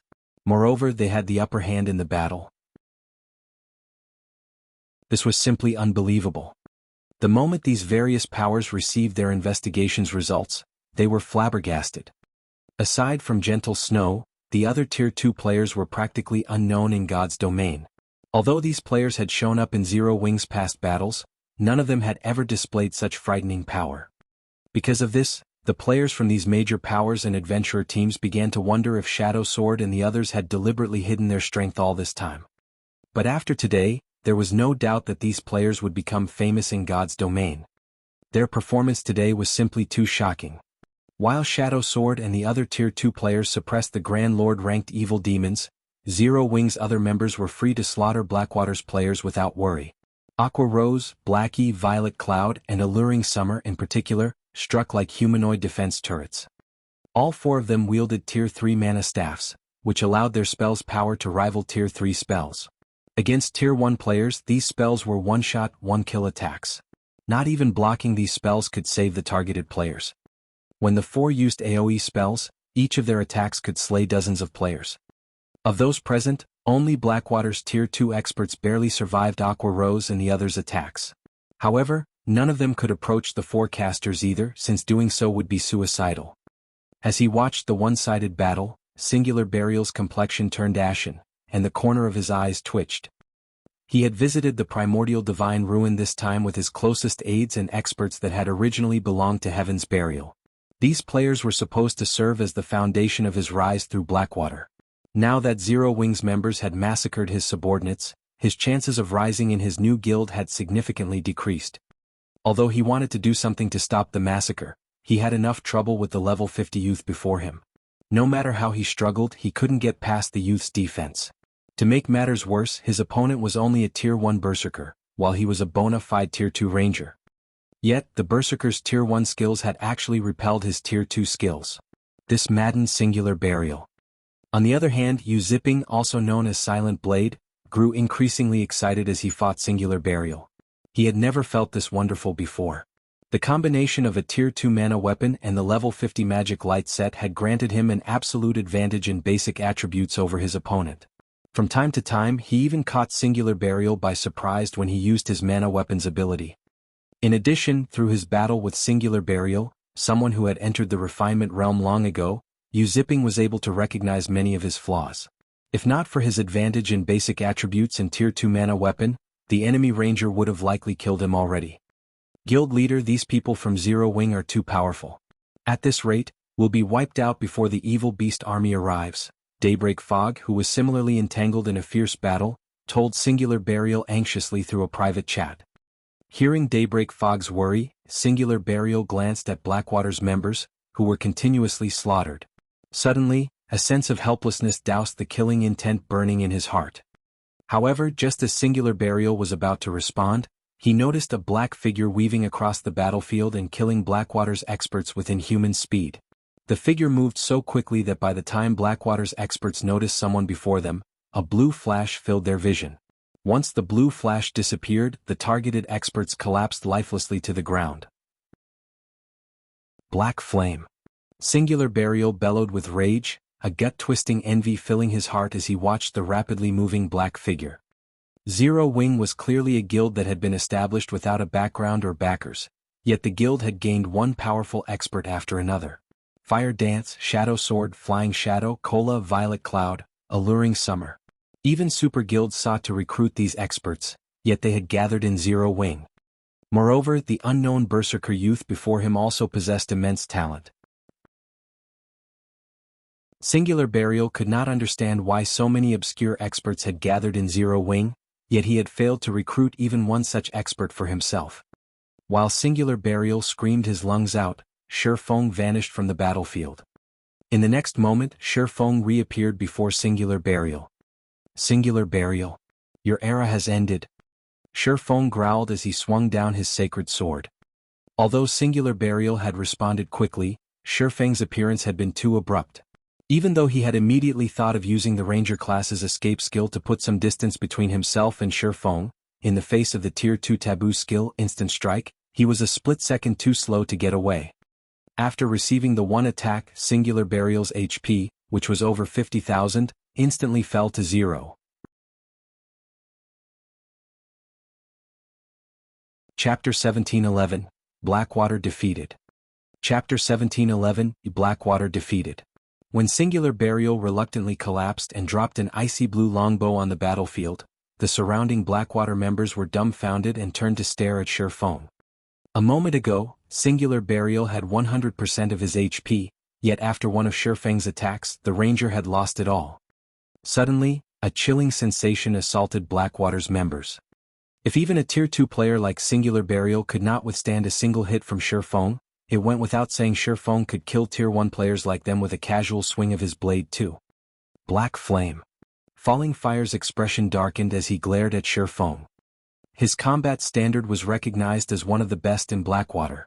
There were only a handful of people in the guild that he had to admit were superior. However, despite having such a high combat standard, not even he was confident in keeping up with and blocking the attack Shifeng had used against Singular Burial. Shifeng's attack was simply too fast, but it wasn't just because of his high attack speed. HS neutral response time and physical acceleration were also ridiculously fast. After heaving a deep sigh, Falling Fire commanded, "Everyone retreat." Due to Shifeng's display of overwhelming strength, his team members' morale had received a huge boost. Zero Wing's members now fought with more passion and skill than before. In contrast, the morale of Blackwater's members plummeted. Now this battle's outcome could not be any more obvious. Continuing to fight would only incur more losses for Blackwater. Hearing Falling Fire's command, Blackwater's members immediately turned away from their opponents and fled in every possible direction. Meanwhile, Aqua Rose and Gentle Snow commanded Zero Wing's members to exploit their victory. Seeing that things had gone south for Blackwater, Flame Blood did not dare to linger. He summoned 20 Great Lord-ranked evil demons to buy himself enough time to activate a teleportation scroll. This battle's outcome had truly exceeded his expectations. He had thought that 10 Grand Lord-ranked evil demons would be more than enough to butcher Zero Wing's forces, but he had never expected the small army to have so many monstrous players. Zero Wing. Just you wait. Sooner or later, I will make you pay for this defeat. Flame Blood revealed a sneer as he watched Zero Wing's members charge towards him. He was an evil god's apostle, not a guild member. As long as he escaped capture, he'd always have a chance of making a comeback. Flame Blood sent his 20 Great Lords to stop Zero Wing's members as he activated his teleportation scroll. The teleportation scroll to teleport to the evil god's temple had a 15-second activation process, which was slightly shorter than a normal return scroll. With the power of 20 Great Lords at his side, he could easily buy enough time to get away. However, when the 7th second ticked by, Flame Blood noticed a slowly approaching figure out of the corner of his eye. This figure was none other than Shifeng. Flame Blood couldn't help his growing anxiety as he watched Shifeng approach. Although over 200 yards separated the two, Flame Blood felt as if the Grim Reaper itself had set its sights on him. Faster. I have to get out of here as quickly as possible. For the first time ever, Flame Blood felt that the teleportation scroll's activation time was too long. Although Shifeng's approach appeared slow, in reality he was extremely fast. In just 3 seconds he had halved the distance between him and Flame Blood. Seeing this, Flame Blood had no choice but to split 6 of the Great Lord-ranked evil demons from the group, ordering them to hinder Shifeng's advance. However, no matter what kind of attacks the Great Lord-ranked evil demons used, Shifeng avoided them easily. The evil demons couldn't slow Shifeng down in the slightest. When only 2 seconds remained before Flame Blood's teleportation scroll activated, Shifeng was still over 30 yards away from the cleric. Seeing this, Flame Blood breathed a sigh of relief. Black Flame. I'll get even with you sooner or later. There was no way Shifeng could cross the distance between them unless he could use the same move he had employed to take out Singular Burial earlier. However, the area around Flame Blood abruptly darkened, and the mana that fed the teleportation array beneath his feet froze instantly. A moment later, the teleportation array began to disappear. No. How is this possible? Shock and despair flashed in Flame Blood's eyes when he realized that his teleportation scroll was no longer an option. Before Flame Blood could react, Shifeng shook off the 6 great lords chasing him and appeared before the cleric. Get even with me? Glancing at the cloaked and bandaged cleric before him, Shifeng chuckled and said, You'll have to be able to get away before that can happen. Black Flame. Your forces are now trapped, surrounded by Beast Emperor's evil beast army. If you kill me, Beast Emperor definitely won't let you off the hook. Flame Blood hissed as he looked at the smiling swordsman before him. Fearfully he continued, If you want to leave this place alive, I'm your only hope. Flame Blood knew full well what Shifeng was capable of. After all, he had personally witnessed Shifeng capture Abandoned Wave and send the man to the War God's temple. To evil gods apostles like himself and Abandoned Wave, getting sent to the War God's temple was game over. Flame Blood deeply regretted his actions. Had he known something like this would happen, he would never have followed Singular Burial to the primordial divine ruin. Now that he had been silenced, it was practically impossible to escape Shifeng's clutches. His only hope of getting out of this predicament lay with Beast Emperor's evil beast and demon army. Although Zero Wing's members were absurdly strong, they would definitely fall against 100,000 plus evil beasts and evil demons. The fact that Zero Wing had so effortlessly slaughtered Blackwater's members proved that all of the members in this force were the guild's core members. If these core members were annihilated, it would deal a massive blow to Zero Wing. You're my only hope? Shifeng could not help but laugh. Aren't you thinking too highly of yourself? To Beast Emperor, evil gods apostles were like his own limbs. Each one taken from him was a permanent loss. However, since Beast Emperor had dared to cut off Zero Wing's path to fortune, Shifeng had to teach Beast Emperor what it felt like to lose a limb to his blades. Saying so, Shifeng activated Abyssal Bind and restricted Flame Blood's movements. He then retrieved a mobile jail from his bag and started to activate it. Black Flame. Are you trying to die? I am one of Beast Emperor's evil gods apostles. Capturing me will only increase Beast Emperor's desire to destroy Zero Wing. Flame Blood began to panic when he saw Shifeng activate the mobile jail. He had never thought that Shifeng would be so daring. If he were to be sent to the War God's temple, he truly would be finished. Just as Shifeng was about to entrap Flame Blood in the mobile jail, a phantom appeared beside the cleric. This phantom took the form of an indifferent, middle-aged man in luxurious, dark gray robes. The man wielded a wooden staff that exuded murky black mist in his right hand, and a pitch-black crown adorned his head. The man radiated an indescribably majestic feeling. Beast Emperor? When Shifeng saw this middle-aged man, the only person that came to his mind was Beast Emperor. However, he was not absolutely certain as he had never actually seen Beast Emperor's true appearance before. That's right, I am Beast Emperor. This should be our second meeting, Beast Emperor said, smiling. I won't mince words with you. Release Flame Blood and hand over the evil god's eye in your possession. Do so and I'll let your forces leave the Orc Empire safely. Refuse and neither you nor your subordinates will leave the Empire. Your souls will become nourishment for my evil demons.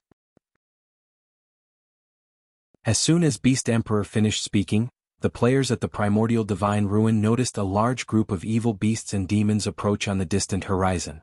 An NPC elder stood above a gigantic evil beast, radiating intense evil energy. Even though the old man was thousands of yards away, everyone outside of the primordial divine ruin could feel his horrific aura. I admit that you are quite powerful, but even if you lock Flame Blood away in the mobile jail, you won't necessarily be able to leave the Orc Empire with him. As long as I kill you, I can free Flame Blood. I will only give you 10 seconds to consider my offer. Beast Emperor said, his expression calm as he looked at Sherfong. A mythic NPC? Sherfong guessed after glancing at the NPC in the distant sky. Revealing a faint smile, he said, like your subordinate, you think too highly of yourself. I will send Flame Blood to the War God's temple.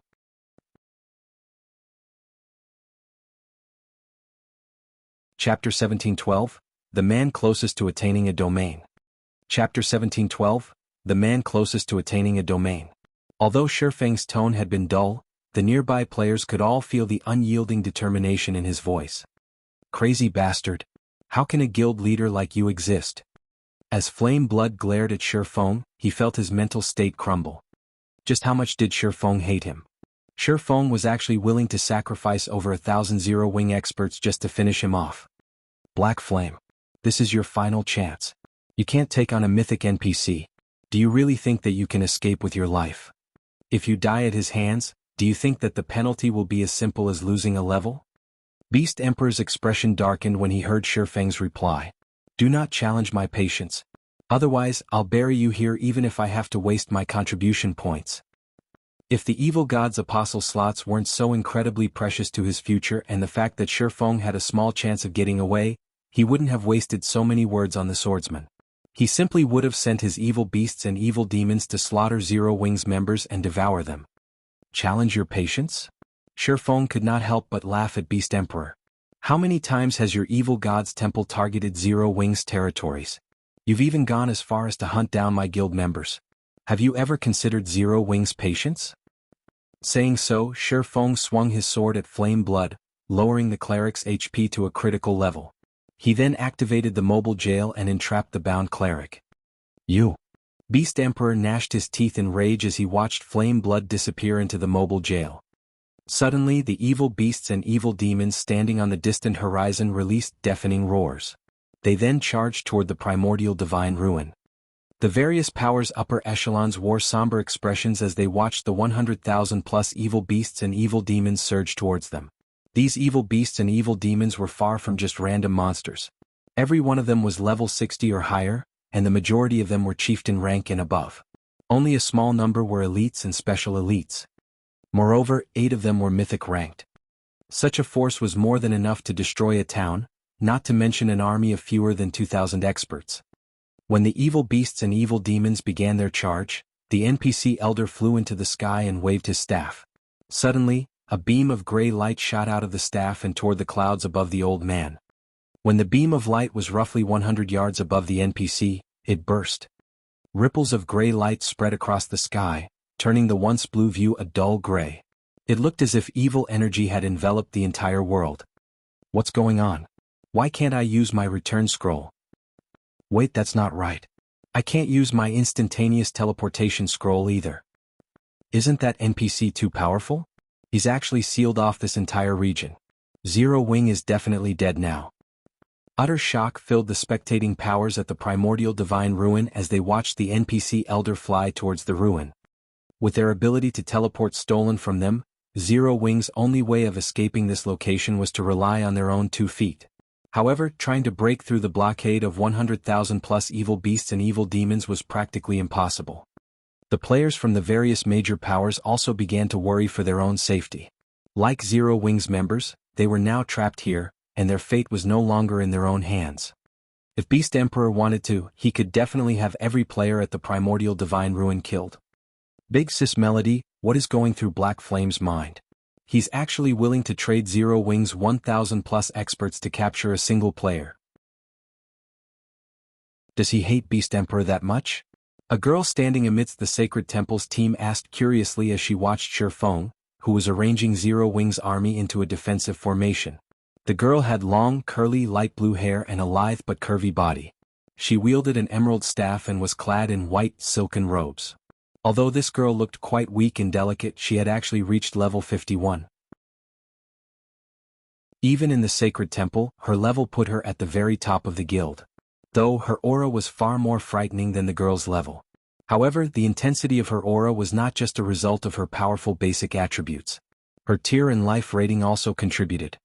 When the sacred temple's surrounding experts looked at this girl, awe and reverence filled their gaze. This girl was the sacred temple's new prodigy, Blue Jade, and she had even received high praise from the guild leader, stating that she even had the potential to command a domain in the future. Precisely because of her talents, Blue Jade had been dispatched to the Primordial Divine Ruin so that she could improve further in Primordial City. I don't know what Black Flame is thinking, but you should pay close attention to his fights. The secret pavilion has recognized Black Flame as the person closest to grasping a domain. Watching him should help you quite a bit, Quiet Melody said as she looked at Shifeng. Isn't Miracle Dragon the person closest to reaching the domain realm? Blue Jade asked in astonishment. Miracle Dragon is old news. The various superpowers have already recognized Black Flame as the person closest to reaching the domain realm, Quiet Melody patiently explained. The techniques Black Flame has displayed thus far are simply amazing. He has even defeated domain realm experts. The various superpowers have even wondered whether or not he has already obtained a domain, but after a detailed investigation, they concluded that he's only as strong as domain realm experts. He doesn't actually have a domain yet, though he is extremely close to obtaining one. He can actually rival domain realm experts without a domain? He's actually that powerful? Blue Jade was skeptical about Quiet Melody's claim. If Shifeng were so impressive, he should recognize his situation for what it was. Yet, Shifeng had made the most unbelievable decision, provoking Beast Emperor instead of saving his companions' lives. While Quiet Melody and Blue Jade discussed Shifeng, the other powers' upper echelons grew nervous. Beast Emperor's monster army was getting closer, and now it was less than 1,000 yards away.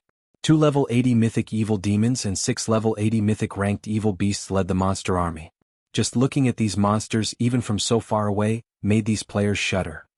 Against such a powerful army of monsters, Zero Wing's forces would likely face annihilation even if the guild had tens of thousands of experts and hundreds of thousands of elite players present. Even if Zero Wing could summon 3 more high demons, there was no escaping its fate.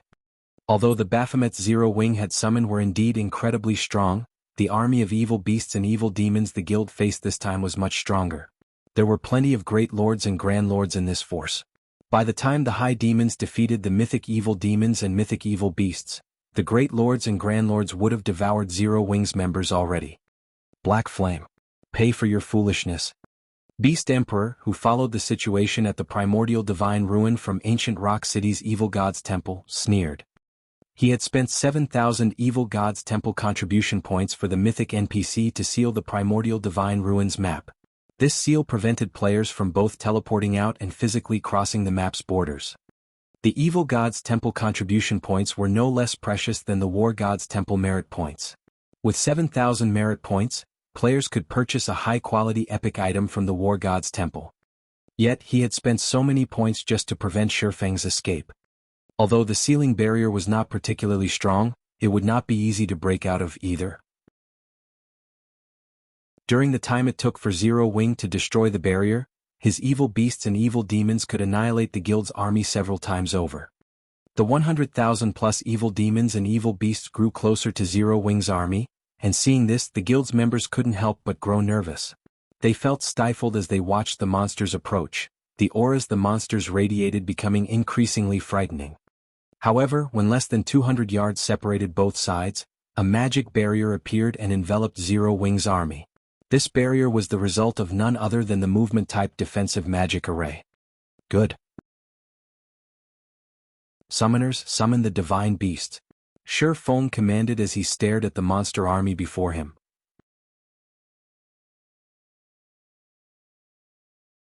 Chapter 1713, Divine Dragon's Might. Chapter 1713, A Divine Dragon's Might. When the divine beast's descent magic arrays activated, 2 pillars of golden light rose from inside the movement-type defensive magic array. The 2 light pillars pierced the sky and cast a dazzling glow over the primordial divine ruin. The light pillars also purified the overflowing evil energy in the area and returned a massive fraction of the gray sky to its original blue color. Two gigantic magic arrays then appeared and swallowed Zero Wing's defensive magic array, draining the mana around the ruin. Everyone at the ruin gaped at the grand, magnificent scene. What are those? Isn't the amount of mana those magic arrays are absorbing a little too terrifying? Even though we're so far away, I can still feel the mana around me drying up. Wait, I can't even use my spells anymore. The members of the various major powers and adventurer teams stared at the two golden magic arrays in the sky in utter disbelief. This was definitely the first time they had witnessed or experienced such a phenomenon. The two golden magic arrays had actually sucked away all mana in at least a 5,000-yard radius, even preventing them from using any of their skills and spells.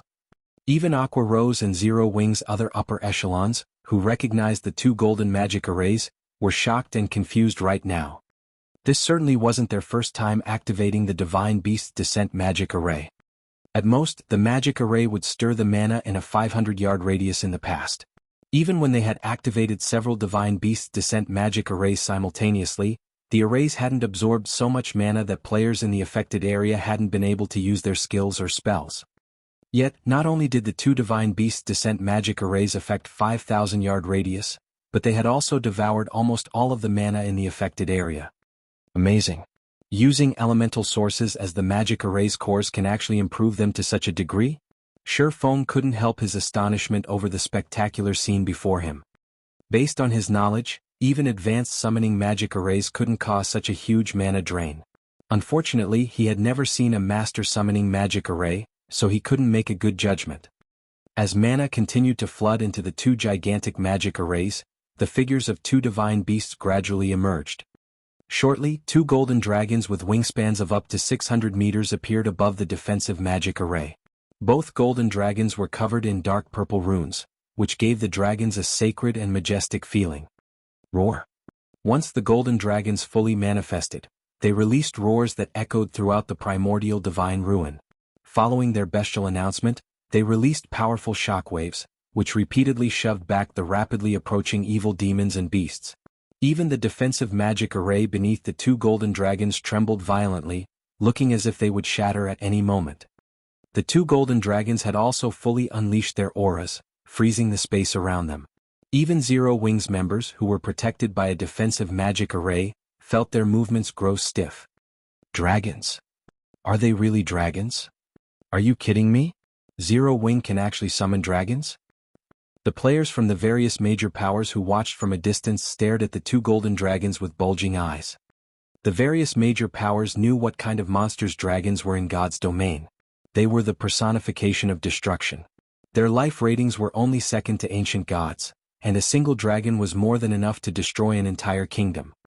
Yet two of these great monsters floated in the sky before them. Under the pressure the two dragons emitted, they didn't even dare to think of resisting. It felt as if these two dragons were this land's absolute overlords. The pressure the two golden dragons exuded was no longer a matter of basic attributes. This was the difference in life ratings. However, after using advanced identification skills, some players soon discovered that these monsters weren't real dragons. Rather, they were merely creatures that contained a small trace of a dragon's soul. Divine Magic Dragon, Elemental Creature, Archaic Species, Mythic. Level 80. HP 600, 000, 000/600, 000, 000. Although the Divine Magic Dragons weren't real dragons, they still surprised Shi Feng. These two Divine Magic Dragons actually possessed domains, which was also why their mere presence affected the space around them so drastically. Go. It's time for the slaughter. Shi Feng commanded Flying Shadow and Shadow Sword, who controlled the Divine Magic Dragons. A level 80 Mythic ranked archaic species was already a nightmare for current players, let alone a Mythic ranked archaic species that could use a domain. The reason that Tier 4 NPCs could go toe-to-toe with a Mythic monster of the same level was their control of a domain. While inside their own domain, Tier 4 NPCs could enhance their abilities and suppress their enemies at the same time. However, it would be a different story if the targeted Mythic monster had its own domain. Such an existence would be practically invincible among those of the same rank and tier. Even the High Demon, Baphomet, would receive a one-sided beating if it tried to face the Divine Magic Dragon in a one-on-one fight. Hearing Shi Feng's command, Shadow Sword and Flying Shadow, who stood in the center of two magic arrays on the ground, nodded. They then controlled the divine magic dragons to charge at the approaching evil demons and evil beasts. In response, the divine magic dragons flapped their massive wings once and disappeared. By the time the spectators had reacted to the divine magic dragon's disappearance, the two dragons had already crossed over 100 yards. After 2 seconds, one of the two dragons arrived before a mythic evil demon. Before the 150-meter-tall divine magic dragon, the 5-meter-tall level 80 mythic evil demon looked like an ant. The dragon then swiped its claw at the evil demon before it, and as its claw passed, numerous tears ripped apart space. Although the mythic evil demon tried to dodge the attack, its movements were sluggish due to the pressure from the dragon's claw. The dragon's domain also suppressed the mythic evil demon in every aspect. Not only did the domain decrease the evil demon's basic attributes, but the evil demon's reaction speed had also slowed. In addition, the divine magic dragon's claw was frighteningly fast. In the end, the mountain-like claw struck the mythic-ranked evil demon before it could even begin to move out of the way. Boom. The mythic evil demon's body immediately sank into the ground under the immense force, 30-meter-long cracks splitting the ground around it. All nearby chieftain-ranked evil demons and evil beasts died instantly, and only those at the lord rank and above managed to survive. However, the surviving monsters sustained a heavily injured state. In the meantime, the other divine magic dragon had stomped on a level 80 evil earth dragon, crushing the mythic evil beast's 40-meter-tall body into the ground. The divine magic dragon then swiped its tail, flattening the ground around it and sweeping away a large number of low-ranked evil beasts and evil demons. Seeing this, the watching players from the various major powers and adventurer teams were dumbfounded. Too strong. The difference in strength between the divine magic dragons and Beast Emperor's monster army was past the point where the latter could compensate with numbers. The mythic-ranked evil demons and evil beasts couldn't pin down the divine magic dragons for even a moment. As a result, the divine magic dragons were free to attack the Grand Lord and Great Lord-ranked evil demons and evil beasts, who were trying to attack Zero Wing's defensive magic array. When the divine magic dragons struck, even the Grand Lords instantly became heavily injured, drastically decreasing their combat powers. Even if these heavily injured Grand Lords and Great Lords reached Zero Wing's defensive barrier, Zero Wing's experts, who wielded mana weapons, could repel and kill them easily. Following which, the two divine magic dragons wreaked havoc across the battlefield. Although the mythic-ranked evil demons and evil beasts tried to pin the two dragons down, the divine magic dragons didn't bother with their mythic opponents. Instead, the two dragons sent their mythic opponents flying and focused on the lower-ranked evil demons and evil beasts. Even when these mythic-ranked evil beasts and demons targeted Zero Wing's defensive magic array, the divine magic dragons got ahead of them and sent them flying again. With their massive frames, the two divine earth dragons could protect Zero Wing's members almost perfectly. At the very least, none of the enemy's mythic monsters could touch Zero Wing's defensive magic array. Before even 1 minute had passed, nearly 2,000 evil demons and evil beasts had been killed.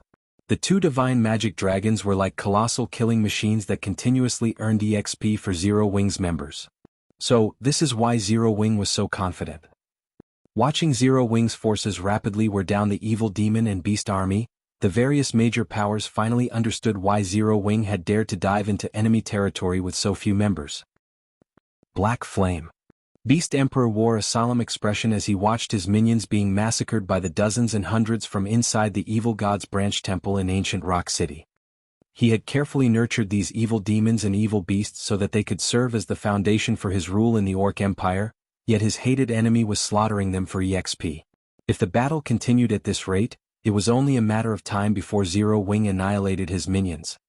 Considering the situation, Beast Emperor gritted his teeth and left to meet with an old man in black robes within the temple. Very respectfully he said, "Lord Byrne, I wish to hire Lord Dairo to annihilate these ignorant adventurers personally. I hope that you will grant me your permission." "You want to get Dairo to take action?" the black-robed elder asked indifferently. "That won't be a problem, but Dairo's services aren't cheap. It'll cost you 12,000 contribution points per hour." "So expensive?" Beast Emperor could not help his frown upon hearing this price. He had already spent 7,000 CPs to hire Dairo to cast a sealing barrier over the primordial divine ruin. Now he only had a little over 14,000 CPs remaining.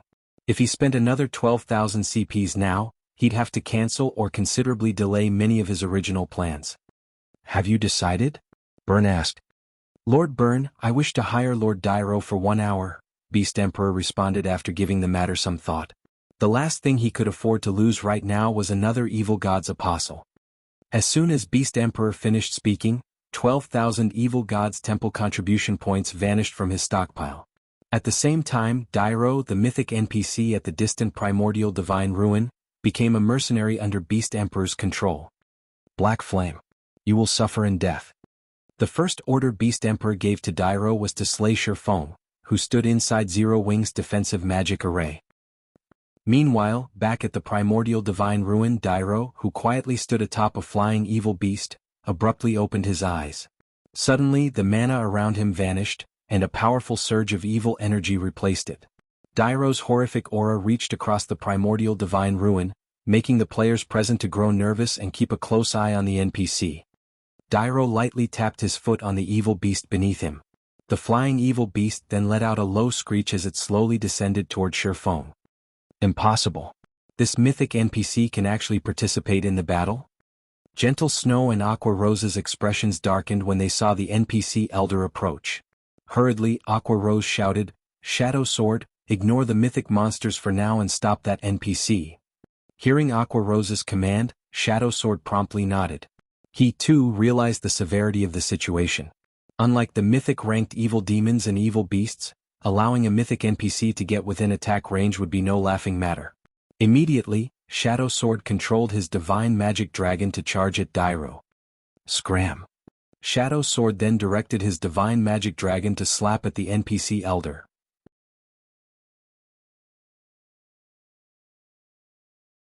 Chapter 1714. Fighting a Mythic NPC. Chapter 1714. Fighting a Mythic NPC. This Beast Emperor can actually convince a Mythic NPC to join the fray. Is this a joke? That's a Tier 4 NPC we're talking about. The various major powers and adventurer teams members at the primordial divine ruin stared with wide eyes as they watched Dairo descend to the battlefield, their hearts palpitating in fear and shock. None of these players were strangers to Tier 4 NPCs. Tier 4 NPCs ruled over every major NPC city in the various kingdoms and empires, and anyone who had met such an NPC would know just how powerful they were. In God's domain, players were able to face monsters of a higher tier due to having more skills, spells and combat techniques.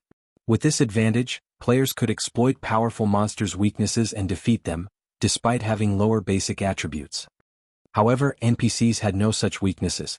Unlike monsters, both the quality and quantity of NPC skills and spells was far superior to players. They were capable of executing many complex combination attacks with these skills and spells, making them far more difficult to deal with than monsters. To make matters worse, although NPCs' basic attributes were lower than monsters of the same rank and tier, they were still overwhelmingly higher than players. After Dairo opened his eyes, the pressure he gave off made him feel like an entirely different entity than before. The evil energy Dairo radiated was so incomparably dense that the evil energy corroded the space around him. Players over 2,000 yards away could clearly feel this man's aura. If players felt as if they had been submerged in a pool of water as the mythic evil demons and mythic evil beasts' auras had washed over them, then Dairo's aura felt as if they had been dumped into a pit of quicksilver. They couldn't help but shudder as they bathed in this NPC's aura. These players finally understood just how terrifying a Tier 4 NPC was. If this NPC elder wanted to, he could definitely kill every player at the primordial divine ruin, and they wouldn't be able to do anything to stop him. As the various powers and adventurer teams members were in shock over Dairo's aura, a massive figure suddenly appeared before Dairo. This figure was none other than the divine magic dragon under Shadow Sword's control. As soon as it reached its target, the divine magic dragon's mountain-like claw descended on the mythic NPC. However, despite having even enough power to send mythic monsters of the same level flying, Dairo ignored the claw and allowed it to land. Boom. The evil bat Dairo rode shot to the ground like a bullet. The instant the evil bat crashed, the impact formed a crater with a 70-yard radius in the ground. Despite the evil bat being a level 80 Grand Lord, the single attack had heavily injured it. Now even flight was impossible for the evil bat. Where's the NPC? Shadow Sword examined the bottom of the crater in confusion. He only spotted the evil bat in the crater. Dairo was nowhere to be found. Shadow Sword couldn't even sense the NPC's horrific aura. It was as if the old man had vanished. A second later, a figure appeared in the evil bat's original location, which was none other than Dairo.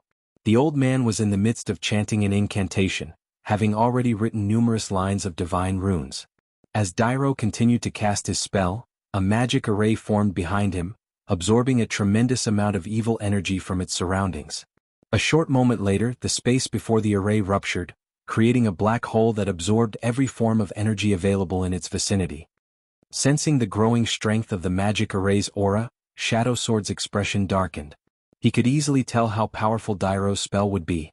It was definitely stronger than Tier 4 large-scale destruction spells. If this spell struck the divine magic dragon he controlled, the attack would undoubtedly send the dragon flying. If that happened, Dairo would have an opportunity to attack the movement-type defensive magic array, and the consequences would be unimaginably dire. Die. Shadow Sword swiftly used the Tier 4 skill, 5 Thunder Fingers, aiming the cone attack at Dairo. As the divine magic dragon's claw sped towards the NPC, countless arcs of electricity extended from the tip of its digits and reached for Dairo. However, as if he had prepared for this attack, Dairo lightly tapped the butt of his staff at the air before him. In response, a gray threefold magic array appeared before the old man, protecting him from the dragon's attack. Tier 4 defensive spell, Dark Hunt. Double speed casting. Everyone gaped in shock as they watched Dairo, who was still casting his first spell. The magical class players were especially stupefied. Double speed casting was a feat that many magical class players worked to achieve. Unfortunately, very few magical class experts could actually do it.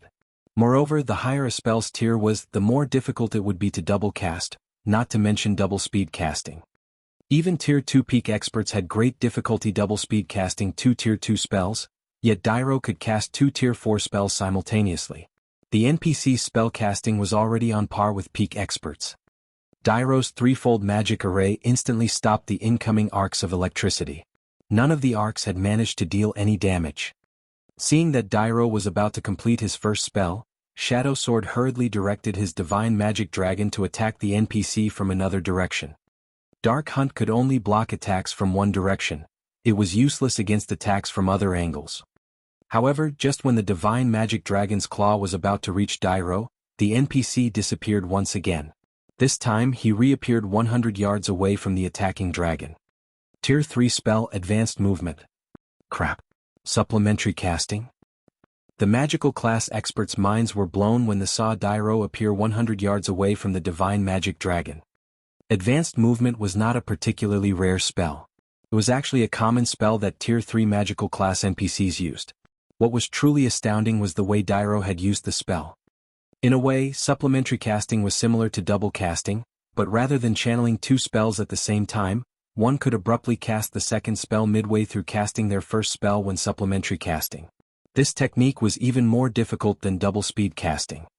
Meanwhile, before the divine magic dragon could reach Dairo to launch another attack, the NPC finished writing the last line of divine runes for his spell. A sneer twisted Dairo's wizened face. "Do you think you can stop me, the dark wizard Dairo, with a lowly summoned creature?"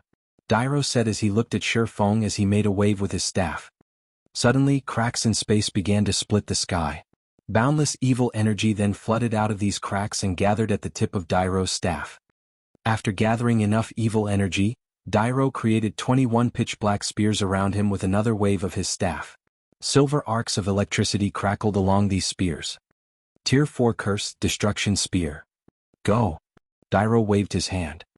The 21 pitch-black spears flew towards the divine magic dragon. As the product of a Tier 4 curse, each pitch-black spear carried a frightening amount of power. When Shadow Sword tried to attack the spears with the divine magic dragon, repelling one spear actually pushed the dragon back slightly. The strength within the pitch-black spears was actually on par with the dragon's.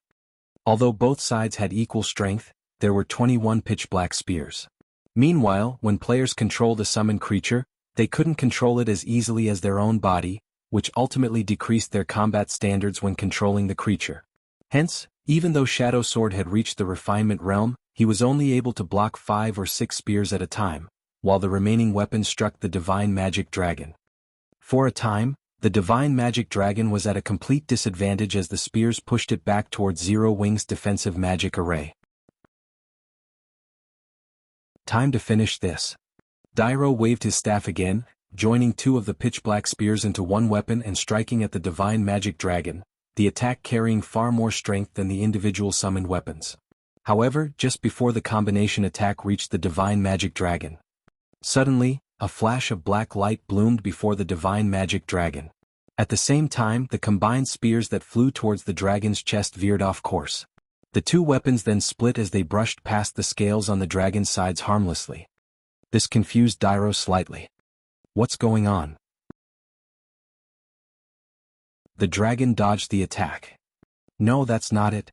Look at Zero Wing's summoning array. Huh? Isn't that black flame? The spectating crowd was dumbfounded for a moment by the sudden development. They failed to understand how the divine magic dragon had become powerful enough to stop the pitch-black spear's combination attack. However, some players with keen eyesight quickly noticed that Shadow Sword was no longer standing in the summoning array for the divine magic dragon. Shifeng had actually taken his place. Black Flame. Do you think you can change this outcome just by switching controllers? Beast Emperor could not help but laugh when he saw Shifeng controlling the divine magic dragon. Summoned creatures were not as easy to control as a player's body. Naturally, a domain realm expert would have far more control of a summoned creature than a refinement realm expert. The realms of refinement improved a player's 5 senses, but players simply couldn't merge their senses completely with the summoned creatures. As a result, one's combat power when controlling a summoned creature was considerably limited. They changed controllers? Dairo muttered as he glanced at the distant summoning array. As a mythic NPC, his intellect was incredibly high. Hence, he was quickly able to assess any changes on the battlefield. However, the surprise in Dairo's eyes quickly faded, replaced by ridicule. Foolish mortals, do you think you can stop my destruction spears because you've gained more control of a lowly summoned creature? All you've done is prolonged your suffering. Saying so, Dairo combined 20 spears into 10 pairs, attacking Shifeng with all of them at once. Seeing the 10 incoming attacks, Shifeng executed Sword's orbit with the divine magic dragon's claws. Bang, bang, bang. A series of clangs echoed throughout the primordial divine ruin. In the end, Shifeng's dragon knocked every one of the 20 destruction spears aside. The spears hadn't even budged the dragon an inch, much less damaged the divine magic dragon.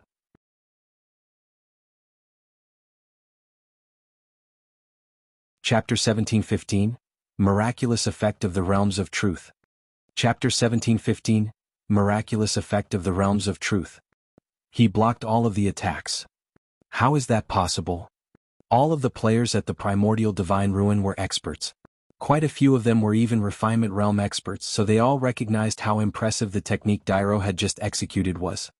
In their opinions, Dairo's 10 combination attacks were simply splendid. Even if there was no difference in basic attributes, the refinement realms among the spectating crowd weren't confident in blocking all of those attacks without backing up in the slightest. Their likelihood of success would be even lower if they had to do so with a summoned creature. Yet, not only had Shifeng successfully blocked every one of Dairo's attacks, but he had also done so with the divine magic dragon. His control is amazing. Shock flashed in Blue Jade's eyes as she watched the divine magic dragon in the sky. So, this is the strength of the expert closest to achieving a domain. As a Tier 2 summoner, she had a much clearer idea of how difficult it was to control a summoned creature than other players. It was practically impossible for players to control a summoned creature as well as they did their own bodies.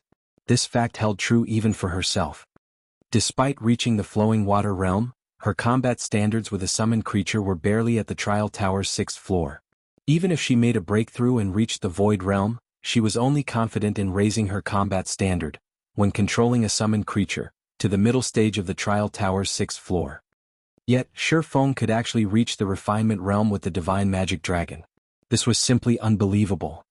Meanwhile, hovering in midair, Dairo stopped trying to defeat his opponent's vile quality of attacks after watching his first volley fail. Instead, he had the 21 destruction spears attack simultaneously from different directions. Suddenly, numerous streaks of pitch-black light threatened to devour the divine magic dragon. This bastard! He was actually holding back against me? Shadow Sword tightly balled his fist, frustration filling his gaze as he watched the destruction spears dance in the air. When he had controlled the divine magic dragon, Dairo's attacks with the destruction spears had been very straightforward. The NPC hadn't used any particular techniques. Now, however, the destruction spears moved in a coordinated and well-choreographed pattern. These movements were obviously the result of some sort of combat technique. Even if there weren't a difference between Shadow Sword and his opponent's attributes, he felt that he'd be lucky to block a handful of the spears if he tried to defend against the coordinated attacks personally. As the destruction spears were about to plow into the divine magic dragon, Shifeng decided to charge forward, rather than retreat. He controlled the divine magic dragon to fly headfirst into the approaching spears. What is he trying to do? Shifeng's actions dumbfounded the spectating crowd. Although the destruction spears couldn't kill the divine magic dragon, if all 21 spears struck the summoned creature, the impact would certainly send it flying several hundred yards back. If that happened, Dairo would have plenty of opportunities to destroy Zero Wing's defensive magic array. However, as everyone assumed that Shifeng was trying to force his way through the attacks, the divine magic dragon began to maneuver agilely around the spears and rapidly closed the distance between it and Dairo. Any destruction spear that came near the dragon either brushed past its scales, or the summoned creature batted it away with a claw. They couldn't actually hit the divine magic dragon. If one wasn't paying attention, they might even assume that the destruction spears had actively avoided the dragon. Flowing Water Realm? Blue Jade could not help but rub her eyes as she watched the scene before her, unable to believe it. However, no matter how she looked at the situation, the divine magic dragon's combat standard was definitely at the Flowing Water Realm. There was no other way it could block all of those spear attacks. However, the situation also left her confused. Just how did Shifeng accomplish such a feat? How could something like this be possible? They were talking about controlling a summoned creature here. Blue Jade wasn't the only one who was shocked. The many experts at the Primordial Divine Ruin were similarly stupefied. Leaving aside Shifeng's personal combat standard, his control of summoned creatures could definitely rank at the very top of God's domain. So, this is the true benefit of the Realms of Truth? Shifeng, who evaded the relentless destruction spears, felt the true power of the Realms of Truth for the first time. Unlike the Realms of Refinement, the Realms of Truth focused on exerting the maximum potential of one's body, rather than the five senses. Hence, even when controlling the divine magic dragon, his performance in the Realms of Truth had reached the Ascension Realm. After deflecting the endless spear attacks for a short moment, the divine magic dragon Shifeng controlled arrived before Dairo. Shifeng then had the summoned creature slap at the NPC. However, Dairo was still a mythic NPC, and his reaction speed was extremely fast. Before the massive claw could reach him, he used advanced instantaneous movement and appeared 100 yards away from his original location. However, not wanting to give the NPC time to breathe, Shifeng charged forward once again. Suddenly, Dairo was at a disadvantage and had no choice but to evade Shifeng's attacks physically. While evading, Dairo continued to chant incantations and write divine runes. Although Shifeng realized what the NPC was doing, he couldn't do anything about it. 5 seconds, 10 seconds, 20 seconds. After chanting for a total of 24 seconds, Dairo abruptly stopped and sneered at the divine magic dragon before him. Fall into eternal darkness.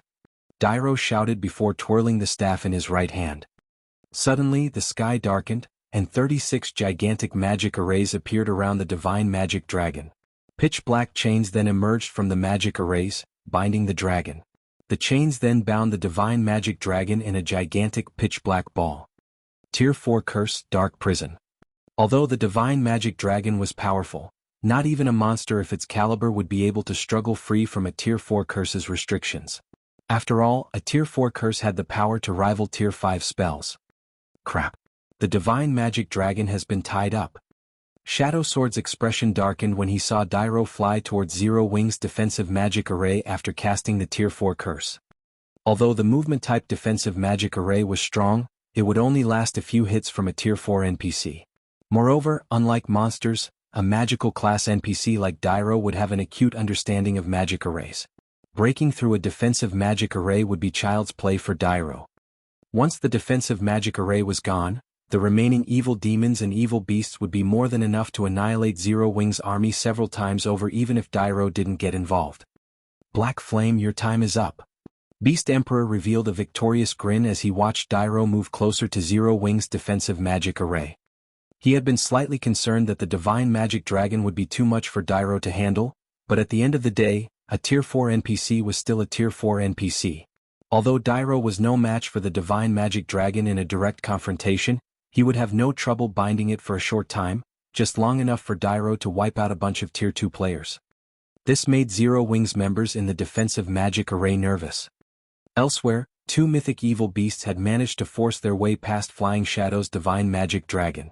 The 2 mythic evil beasts then coordinated with Dairo. It was obvious that they planned to break through the defensive magic array with a single attack. The watching players could already picture the defensive magic array shattering under the 3 Tier 4 existences combined assault when Dairo and the 2 mythic evil beasts were less than 100 yards away from the barrier around Zero Wing's members. "It seems Zero Wing is doomed this time," Quiet Melody said, sighing. Although this battle had been a close one, Zero Wing still wasn't strong enough. She had never imagined that not only would Beast Emperor convince a Tier 4 NPC to take action for him, but that the NPC would also wield so many Tier 4 curses. So this is the true strength of a Tier 4 NPC. Despite watching Dairo and the 2 evil Earth Dragons approach, Shifeng didn't reveal any signs of fear or despair. Instead, he quickly gave Shadow Sword control of the divine magic dragon as he took out the Tier 4 domain scroll that he had obtained after killing the tyrant soul. When he activated the Tier 4 domain scroll, a blue light rippled away from him, extending to a 1,000-yard radius. Suddenly, all enemies within range of the domain skill were suppressed. Because of this, Dairo, who had already been suppressed by the divine magic dragon's domain skill, lost even more attributes and reaction speed. Now he only had 80% of his original basic attributes. Against a Tier 4 NPC like Dairo, the effects of the Tier 4 domain scroll were quite astonishing. Unfortunately, Dairo was still unstoppable for players. After activating the domain scroll, Shifeng took a Summon Guard scroll from his bag and summoned Anna. Why is the guild leader summoning his personal guard? Aqua Rose, Gentle Snow, and the Zero Wing's other members were confused to see Anna join the battlefield. They were no strangers to Anna. She, without a doubt, had the most frightening growth potential of any personal guard they had seen in the game. In one-on-one combat, she could even defeat opponents of a higher tier. However, Anna was only a Tier 2 NPC. Even if Dairo's attributes and reaction speed were suppressed, Anna still had no hope of taking him down. However, as Zero Wing's members doubted Shifeng's sanity, Shifeng retrieved a crimson potion from his bag and handed it to Anna. After receiving the potion, Anna removed the lid on the bottle and drank it without hesitation. Players weren't the only ones who could use potions in God's domain. NPCs could as well. The crimson potion was none other than the Grandmaster ranked growth potion Shifeng had obtained after killing Baphomet. When consumed, the potion would forcefully elevate the user by 1 tier. After consuming the potion, Anna's physique began to transform. The surrounding ambient mana flooded into her, and as it did, golden divine runes began to decorate Anna's body, adding a hint of holiness and beauty to her appearance. Anna's aura had also undergone a heaven-defying transformation. If her previous aura was like flowing water, her new aura felt like the endless ocean. If one paid close attention, they would notice that Anna was no longer a Tier 2 NPC, but a bona fide Tier 3 NPC. How is this possible? Even the various major powers and Beast Emperor had noticed Anna's transformation, let alone Zero Wing's members. After all, her rise from a Tier 2 NPC to Tier 3 had caused quite the commotion. Alright, let's begin the second round. Shifeng smiled at the approaching Dairo.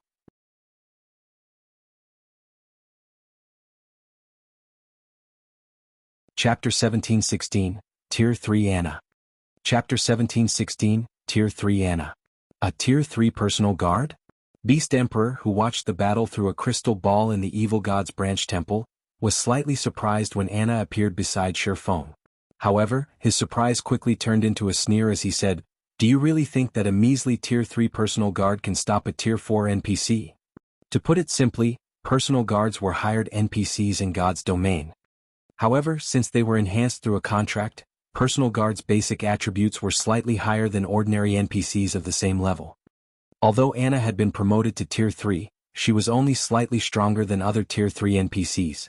She might be invincible against current players, but she was still far from being able to contend with Tier 4 existences.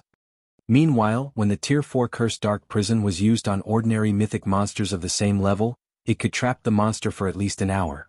Although the Divine Magic Dragon was extremely powerful, Beast Emperor guessed that the Dark Prison should hold it for at least 20 minutes. Although no one could damage the sealed monster during that time, it couldn't do anything either. Meanwhile, relying on a Tier 3 personal guard to distract a Tier 4 NPC like Dairo was a joke. Beast Emperor wasn't the only one who thought so. Every player at the Primordial Divine Ruin agreed with the sentiment. Although only one tier separated Tier 3 and 4, the gap between the tiers' strength increased with each subsequent tier. In front of a Tier 4 NPC, a Tier 3 NPC didn't even qualify to buy time. As Dairo and the two level 80 evil earth dragons drew closer, Anna began to chant an incantation from within Zero Wing's defensive magic array. With her left hand, she swiftly drew line after line of divine runes in the air. Shortly after, two colossal magic arrays, one white and one black, appeared beside Anna. The ambient mana then began to flow towards the arrays, and Zero Wing's members could feel the mana density increase around them by several times. Double speed casting. That personal guard is quite good. She actually knows how to double speed cast. It's a pity that she's going to die here today. When the various major powers upper echelons saw Anna double speed cast, envy gripped their hearts. While NPCs were indeed powerful, there were significant differences between them. Magical class NPCs capable of double casting were already extremely rare, not to mention NPCs capable of double speed casting. This was also why they had been so surprised to learn that Dairo could both double speed cast and supplementary cast. If a personal guard grasped these techniques, they would have an advantage over other NPCs when they reached higher tiers. Take Dairo for example. Despite Dairo clearly being no match for the Divine Magic Dragon under Shifeng's control, the NPC could rely on his techniques to mitigate the Divine Magic Dragon's attacks and even entrap it. As the spectating crowd pondered such things, two pillars of light rose from the two colossal magic arrays, each taking on the color if the array it emerged from. In the next moment, three summoned creatures stepped out of each of the two light pillars. Three knights in silver armor had emerged from the white light pillar, each of which wielded a silver sword in their right hands and a shield that could easily serve as a mirror in their left. Knight of Light, Elemental Creature, Grand Lord. Level 80. HP 60, 000, 000/60, 000, 000. Meanwhile, three mages in deep black robes stepped out of the black light pillar. Each of the mages carried a staff that was shrouded in black mist. The crystals embedded in the top of the staves radiated four different colors. Envoy of Darkness, Elemental Creature, Grand Lord. Level 80. HP 45, 000, 000/45, 000, 000. Tier 3 Spell Light Summoning. Tier 3 Spell, Darkness Summoning. If players used the Grandmaster ranked growth potion, they'd only rise by a single tier, but if an NPC used the potion, that'd be a different story. After Anna rose to Tier 3, she had learned all of the Tier 3 spells she would know after truly being promoted to Tier 3. Hence, right now, she was a bona fide Tier 3 existence. The growth potion's only flaw was its short duration of 15 minutes. Once the potion's duration ended, Anna would revert to her original state. Hence, players had only used these potions in crucial moments in the past. They could not be treated like trump cards in guild wars or siege battles. What a powerful personal guard. The instant the 6 level 80 Grand Lords appeared beside Anna, silence fell over the spectating crowd. Nobody had thought that Anna was actually strong enough to summon 6 Grand Lords of the same level. With this, she was basically invincible among Tier 3 existences. Before the spectating crowd could recover from their shock, Anna controlled the Knights of Light and Envoys of Darkness to charge out of the defensive magic array and attack Dairo and the two mythic evil beasts. In the next moment, the Knights of Light vanished, reappearing instantly around their mythic ranked targets. Once the knights surrounded their opponents in a triangular formation, they raised their shields before them. Suddenly, a magic array of light manifested beneath each of the knights, linking with each other to form a prism of light that trapped Dairo and the mythic evil beasts. Immediately, Dairo and the evil beast's basic attributes fell once more. Now, the three mythic existences only retained 60% of their original attributes. Moreover, they couldn't break free of the magic barrier unless they killed the Knights of Light. By the time the Knights of Light had finished, the Envoys of Darkness had also completed their spell's chants. Pitch black mist began to rise from the ground within the barrier, binding Dairo and the evil earth dragons. Although the mist did not reduce the three mythic existences' basic attributes in the least, it did reduce their reaction speed and movement speed by 50%. By the time the Knights of Light and Envoys of Darkness had further suppressed Dairo and the mythic evil beasts, Anna had finished chanting the final verse of her incantation. Tier 4 spell Yin Yang Cycle. Under her command, a dual-colored magic array appeared in the sky, and 36 gigantic swords emerged, 18 of which were a silvery white, while the other 18 were an abyss black. These 36 swords then descended on Dairo and the two evil earth dragons. Despite seeing the approaching swords, the two mythic evil beasts showed no intention of dodging the weapons. Instead, they swiped their claws at the incoming attacks. However, the moment one of evil beast's claws met one of the silver swords, the impact flung its claw backward, bending its arm at an awkward angle. When the other evil beast touched a black sword, the sword passed through its claw and struck the evil earth dragon, dealing over -1 million damage. As the 36 swords fell, one after another, the two mythic evil beasts screamed in pain and their HPs plummeted. Although the two evil beasts wanted to escape, the falling swords pinned them in place.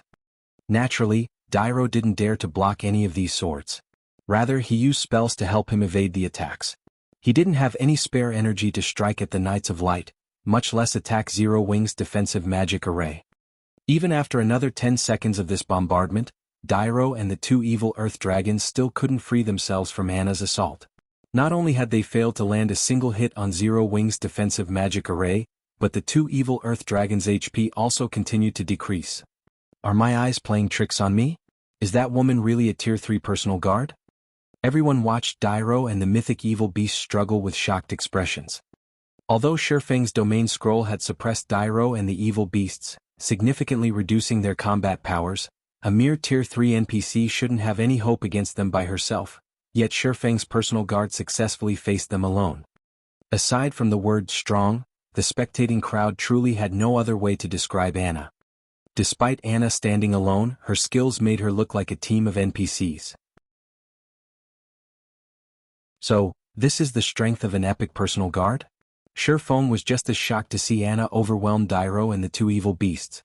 He had never thought that Anna could really go up against tier 4 existences at tier 3. With Anna's constant intervention, even after over a minute, Dairo couldn't attack the Knights of Light. In fact, the tier 4 NPC's HP had even begun to decrease as he failed to keep up with Anna and the Envoys of Darkness's attacks. As he watched, Beast Emperor's eyes became bloodshot. However, he still wasn't particularly worried about this situation. With how powerful the potion Anna had consumed was, the potion's effects should not last very long. Once the potion's effects ended, Anna would have no power over Dairo. 1 minute, 3 minutes, 5 minutes. However, contrary to everyone's expectations, Anna remained powerful throughout the entire battle. She showed no signs of weakening in the least. After Forbidden Domain's cooldown had ended, Shifeng cast the skill on Dairo's dark prison without hesitation. The giant ball of pitch-black chains shattered instantly. The 36 pitch-black magic arrays around the ball also disappeared. Once the trapped divine magic dragon regained its freedom, it resumed its attacks against Dairo. The divine magic dragon had already possessed higher attributes than the tier 4 NPC, but after Shifeng had suppressed Dairo with his tier 4 domain scroll and the Knights of Light's prism of light, Dairo was only slightly stronger than Grand Lords of the same level. As a result, the difference between the divine magic dragon and Dairo became even more obvious. Furthermore, Shifeng's forbidden domain had also affected the dark wizard, and he couldn't use any of his spells. After freeing the trapped divine magic dragon, Shifeng quickly switched places with Shadow Sword again and controlled the summoned creature to swipe at Dairo with its claw. Boom. Since the mythic NPC couldn't use any of his spells, he had to rely on his physical prowess to block the attack. However, even though he had stopped the attack with his staff, Dairo's basic attributes were too much lower than the divine magic dragon's. As a result, he still took the full brunt of the attack and received over -2 million damage. To Dairo, whose maximum HP was only at 60 million right now, that blow had taken 1/30th of his HP. Taking advantage of Dairo's helplessness, Anna followed the Divine Magic Dragon's attack with a Tier 4 spell, dealing over -7 million damage to the silenced NPC.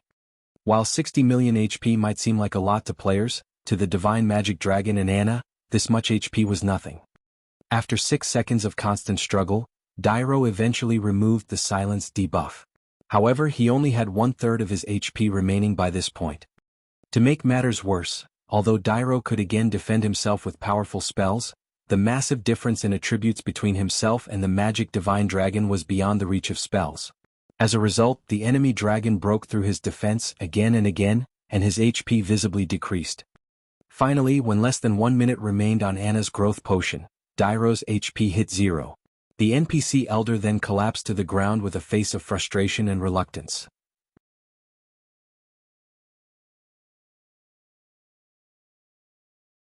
Chapter 1717. Shocking numerous countries. Chapter 1717. Shocking numerous countries.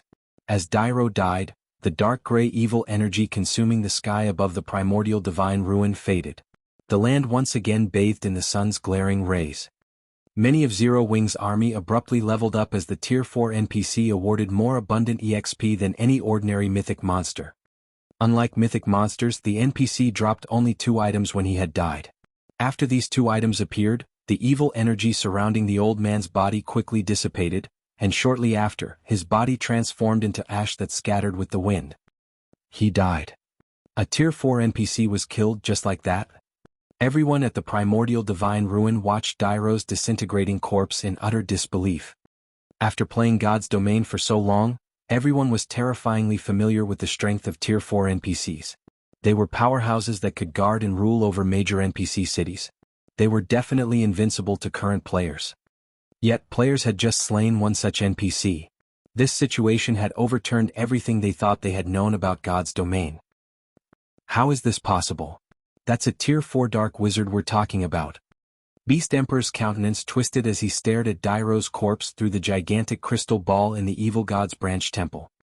He had spent nearly all of his Evil God's temple contribution points to get Dairo to participate in the battle. Aside from getting rid of Zero Wing, he also wanted to give the various superpowers a warning. He wanted everyone to know that the Orc Empire was his territory, yet both his main and side objectives had failed. Back on the battlefield, the players from the various major powers and adventurer teams weren't the only ones shocked by Dairo's death. Even Zero Wing's members stared at the NPC's corpse with dumbfounded expressions. Did we succeed? Aqua Rose muttered, finding what had just happened a little hard to believe. Relax. He's dead. Although Tier 4 NPCs are powerful, they're not invincible. Everyone, continue killing the evil demons and evil beasts. The battle is not over yet, Shifeng said, chuckling. Shadow Sword, come take back control over the dragon. While Tier 4 NPCs were very powerful, they were not insurmountable. As players reached higher levels and gained more strength, some would even take out the level 200 Tier 4 NPCs that protected major NPC cities, let alone a lowly level 80 Tier 4 NPC. Understood. Shadow Sword snapped out of his daze and nodded. Once Shadow Sword took control back, Shifeng activated Gale Domain, transforming into a blur as he dashed towards Dairo's ashes. NPCs like Dairo rarely dropped loot, which was why players weren't usually interested in killing God's Domain's NPCs. Not only were NPCs built to counter players, but they also didn't drop much loot even after they died. Normally, players wouldn't bother with such a thankless task unless they had no other choice. As for the Tier 4 NPCs that protected cities, they almost never dropped loot. And due to the city's magic arrays, these NPCs would command even more combat power. To make matters worse, if players killed the city's protector, the city's kingdom or empire would post a bounty on their head. If players had a working brain, they wouldn't provoke an NPC city's Tier 4 NPCs without a very good reason. However, in the rare event such NPCs dropped loot, the items would definitely be top tier. Although Shifeng didn't need to worry about anyone stealing Dairo's loot due to the evil beasts and demons on the battlefield, he thought it would be best to be safe rather than sorry. On the off chance that some suicidal players decided to give it a go, reclaiming the loot would be troublesome. The 2 evil earth dragons were still trapped in the Knights of Light's Prism of Light, and Anna and the Divine Magic Dragon had them thoroughly pinned down. This allowed Shifeng to reach Dairo's partly disintegrated corpse easily. After retrieving the 2 items the NPC had dropped, he immediately turned and fled back to the defensive magic array. When the major powers players saw this, their eyes became bloodshot with envy. That was a Tier 4 NPC's loot. Even if they didn't know what the items were exactly, due to how powerful Dairo had been, those items were guaranteed to be extraordinary. However, although they were jealous, none of them dared to take action. Whether the divine magic dragons or Anna's level 80 Knights of Light and Envoys of Darkness came after them, all of these beings were ridiculously powerful. Even if they charged onto the battlefield to steal the loot, they would simply add to these monsters' kill counts. Meanwhile, as the various superpowers' upper echelons watched the two divine magic dragons battle, jealousy gripped their hearts. If Zero Wing could summon more divine magic dragons, then nobody in the Orc Empire could beat the guild, not even Beast Emperor. However, they also realized that even if Zero Wing could summon more of these dragons, it should only be able to do so a limited number of times. It was even possible that Zero Wing only had these two summoning arrays. Otherwise, the guild could have summoned a third divine magic dragon to take out Dairo, rather than giving Anna a rare potion to increase her strength. A potion that could elevate a personal guard by 1 tier was far more valuable than a divine magic dragon.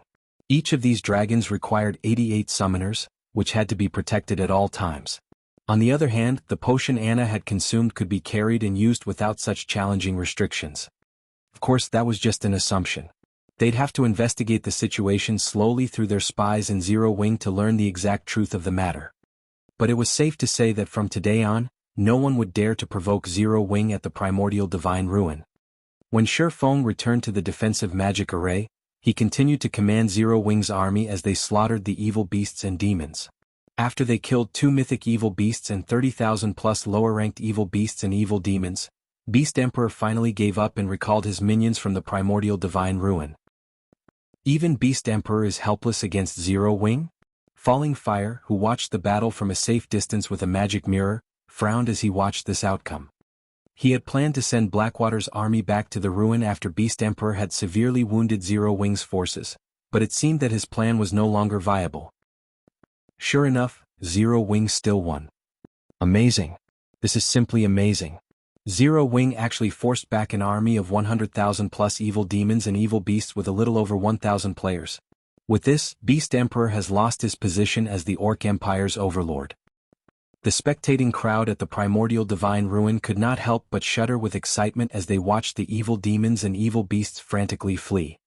Zero Wing had come to the primordial divine ruin with fewer than 2,000 players, yet not only had it defeated Blackwater's 10,000-strong army, but it had also pushed back a force of 100,000 plus monsters. In the midst of the battle, Zero Wing had even killed a Tier 4 NPC and 2 Tier 4 evil beasts. The watching players finally understood just how powerful Zero Wing was. The various superpowers in particular felt a sliver of fear as they watched the guild. At the very least, they didn't want to make an enemy of Zero Wing within the Orc Empire's boundaries. After all, nobody could say for certain that Zero Wing couldn't summon more divine magic dragons. As the battle ended, news of Zero Wing's shocking victory at the primordial divine ruin quickly spread to the kingdoms and empires neighboring the Orc Empire. Meanwhile, this news didn't only reach the ears of the various large guilds as even ordinary players learned of the battle. The news had reached so many players because many of the players at the primordial divine ruin were from adventurer teams as well. Many of these adventurer teams members began to upload the videos they had recorded of the battle to their respective countries' forums. Crap. Is this really a battle between players? Why does it feel more like a battle between NPCs? Quick look. Isn't that a Tier 4 NPC? What? Zero Wing even managed to kill a Tier 4 NPC. Due to this masterpiece of a battle, Zero Wing's fame in the various kingdoms and empires rose significantly. Many players even began to consider joining Zero Wing. For a time, countless players swarmed towards White River City and Zero Wing City. Black Flame. Don't think that you've won the war just because you've won this battle. A cold glint flashed in Beast Emperor's eyes as he read the forum posts. Since you've severed one of my limbs, I'll make sure that Zero Wing never sets foot in the Orc Empire again. He admitted that his evil demon and evil beast army had been defeated, and the loss had been significant. However, he knew very well that the divine magic dragons were summoned creatures. They could only exist for a limited amount of time. Once that duration ended, he could simply send his minions back to the primordial divine ruin and slaughter Zero Wing's army. Even if Zero Wing could summon the divine magic dragons again, he could just order another retreat and attack at a later time. He had more than enough evil demons and evil beasts to bleed Zero Wing dry. Starmoon Kingdom, White River City. After seeing that the battle was over, Shifeng used a return scroll to return to White River City. However, Shifeng did not head directly to the War God's Temple. Instead, he visited White River City's Adventurers Association. In a VIP room on the Adventurers Association's second floor. When one of the association's senior administrators entered the room, he greeted Shifeng, who rested on a sofa, and asked, "Lord Protector, how may I be of service today? I wish to build a town in a neutral map outside of the kingdom, and I need the Adventurers Association's help," Shifeng said, nodding. He then revealed the town building order he had acquired from the Lost Town.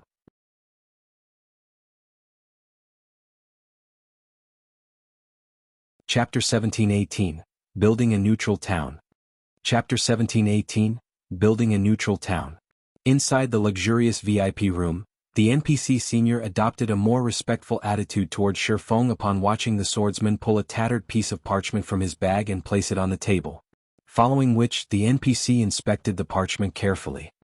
Although the town building order was nowhere near as valuable as a Starmoon Kingdom city building order on its own, it could rival, even surpass, the value of the kingdom's city building order depending on how it was used. This was because the town building order didn't have location restrictions. One could even construct a town in a neutral map if they wished to. Neutral maps were not under any kingdom or empire's jurisdiction, so building a town in one of these maps was akin to securing rule over the map. On the other hand, while the Starmoon Kingdom city building order was indeed very valuable, the city built had to be constructed within Starmoon Kingdom's borders. In other words, the city would still be under the kingdom's jurisdiction and would be largely influenced by the kingdom. The simplest example of such influence was the monthly management fee towns and cities had to pay the kingdom. For a basic city like Zero Wing City, players had to pay a monthly management fee of 30,000 gold. If the city were promoted to an intermediate or advanced city, the fee would increase by several times. However, if a town or city were constructed in a neutral map, players wouldn't be required to hand over an exorbitant management fee to any kingdom or empire. Instead, players only had to pay a small management fee to the system. Of course, such a benefit had a huge drawback: the lack of safety. Towns and cities within a kingdom or empire were under that kingdom or empire's protection. Monster attacks were the greatest threat these towns and cities would have to face. However, monsters weren't the only threat in a neutral map. Raids from other races would be commonplace as well. If a guild weren't strong enough, building a town in a neutral map would simply be a waste of manpower and resources. In fact, guilds had often overestimated their strength during Shifeng's previous life, constructing towns in neutral maps, which were subsequently destroyed. However, this drawback included another benefit, which was the greatest benefit of building a town in a neutral map. Since neutral maps were not under a kingdom or empire's jurisdiction, guild towns and guild cities in neutral maps could trade with other races. God's domain had many different races. Aside from creatures with low intellect, which only knew how to slaughter other beings for survival, there were intelligent races that could communicate with players, such as dwarves, elves, orcs, half-elves and half-orcs. Only these races were prohibited from entering guild towns and cities within kingdoms and empires' borders. At most, players might encounter these races in NPC towns and cities, but even then these races would only conduct basic trade with players. However, these foreign races produced many products that were better than those made by human hands. Moreover, each race had their own specialty products that would be of great help to players' survival when fighting in the fields. Take dwarven-made weapons and equipment, for example. As the dwarves had better techniques and special forging methods, their weapons and equipment performed far better than human-made products. Meanwhile, guild towns and neutral maps weren't prohibited from trading with foreign races. As long as a town were attractive enough, it could inspire members of the foreign races to visit. Aside from trade, players could also employ foreign races to serve as the town's soldiers. Unlike human warriors, these races' warriors generally specialized in a particular aspect. Hence, guilds that had towns and neutral maps in the past had hired foreign races' warriors to protect their towns. Because of these aspects, although neutral towns didn't seem any different than ordinary guild towns, they could actually function like miniature kingdoms and neutral maps. Although the neutral town couldn't compare to kingdoms and empires in every aspect, it had the qualities to become one. Lord Protector, I have ascertained that there are no problems with your town building order. May I know where you wish to build your town? The NPC administrator respectfully asked as he stored the town building order.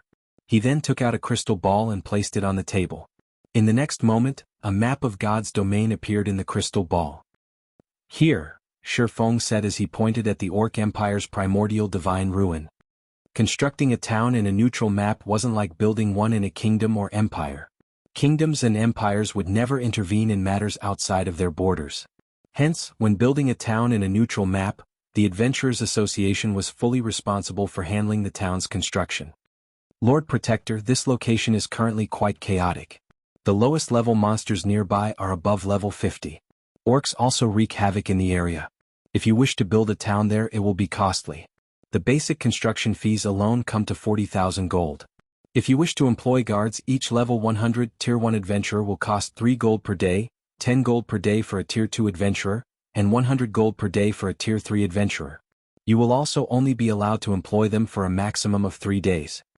Do you wish to hire any guards?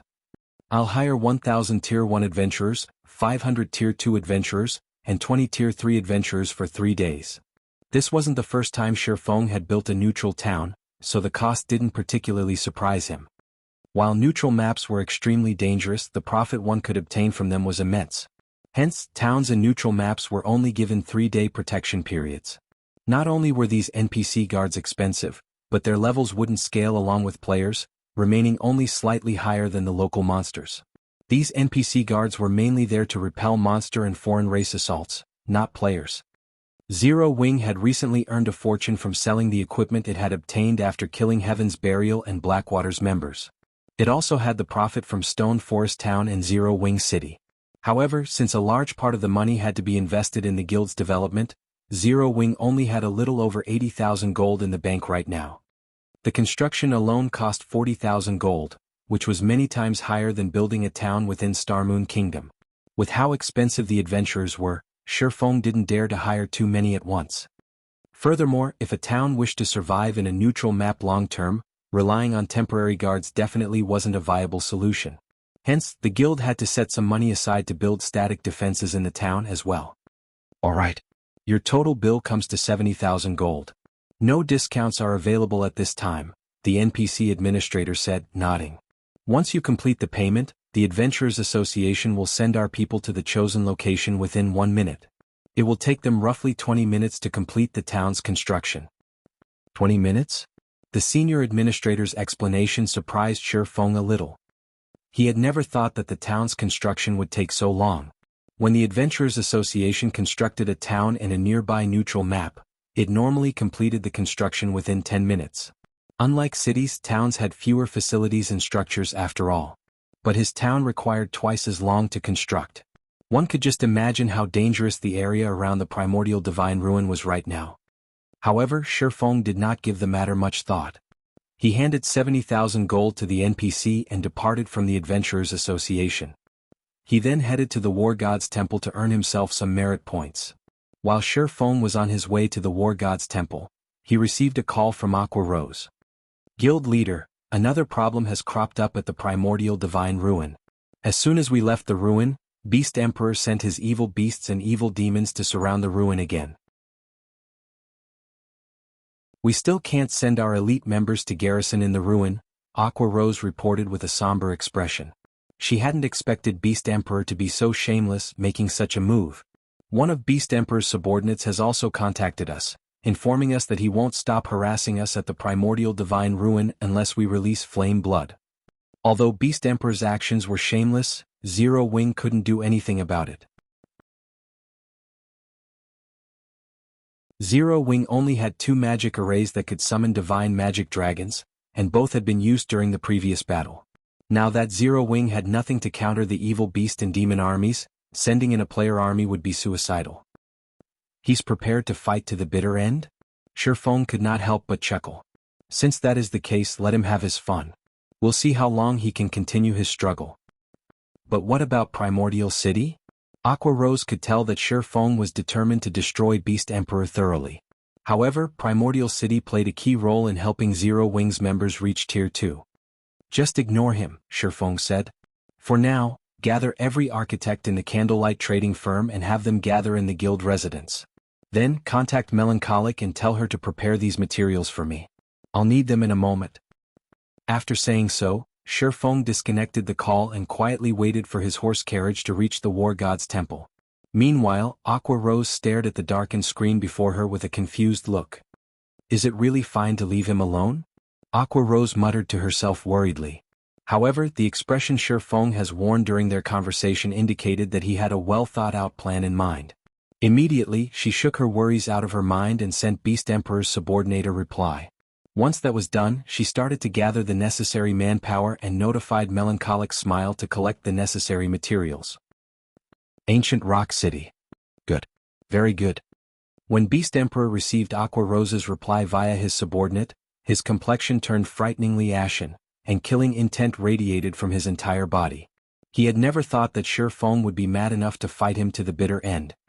Just as Beast Emperor was about to declare a war of annihilation on Zero Wing, the sound of a system notification reached his ears. System announcement. Congratulations to Zero Wing for being the first guild to construct a town in a neutral map, rewarding 30,000 guild popularity and 10,000 popularity to the new town.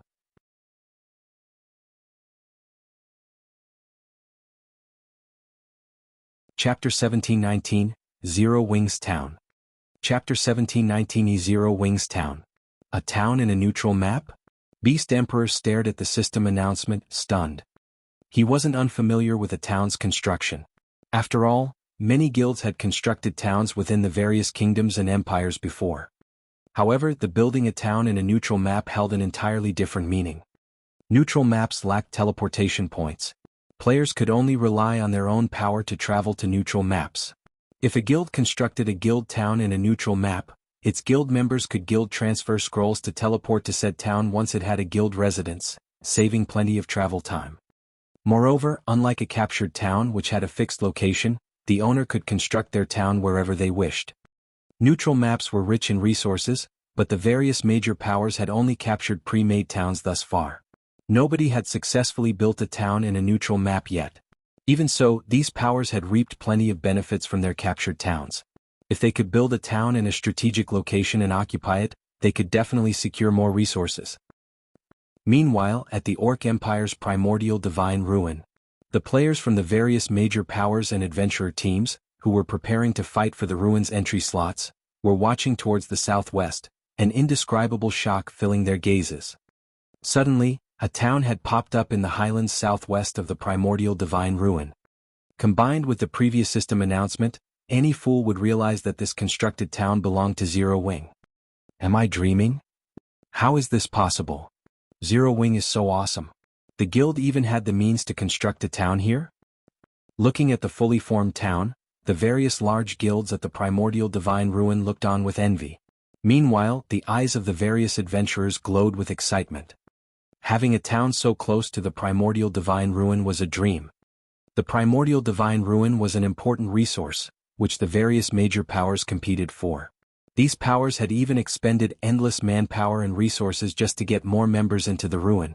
Now that Zero Wing had built a town beside the primordial divine ruin, the guild would have a massive advantage over the other powers when competing for entry slots. First, Zero Wing could easily mobilize a large number of guild members to the primordial divine ruin. Zero Wing's members would not have to face hours of travel. Second, the players that Zero Wing garrisoned in the ruin wouldn't have to worry about repairing gear and replenishing supplies. The primordial divine ruin wasn't a town, and even though it offered hotels for players to rest in, there were a limited number available. Moreover, the cost was beyond exorbitant. Not even large guilds could necessarily afford for thousands of their members to rent rooms from the hotels, yet if players set up camp outside of the ruin, their stamina and concentration recover would be incredibly slow. This prevented them from grinding the surrounding monsters and leveling up efficiently. However, towns were a different story. A town could accommodate more players and most importantly, players could repair their weapons and equipment in a town. Although the primordial divine ruin had restaurants and hotels, it didn't have any smithies. Hence, players would have to return to their respective towns and cities to repair their gear after grinding around the ruin for some time. With these two advantages, Zero Wing could secure a powerful position in the competition over the primordial divine ruins resources. While the various large guilds were furious over Zero Wing building a guild town next to the ruin, the various adventurer teams were elated. The participating adventurer teams were still far weaker than the various large guilds in the competition for entry slots. After all, unlike adventurer teams, the various large guilds had many members under their command and could afford to garrison their members in the primordial divine ruin in shifts without affecting their total combat power within the ruin. However, now that a town had been built next to the primordial divine ruin, the various adventurer teams could use it as a temporary base, staying close to the ruin long-term.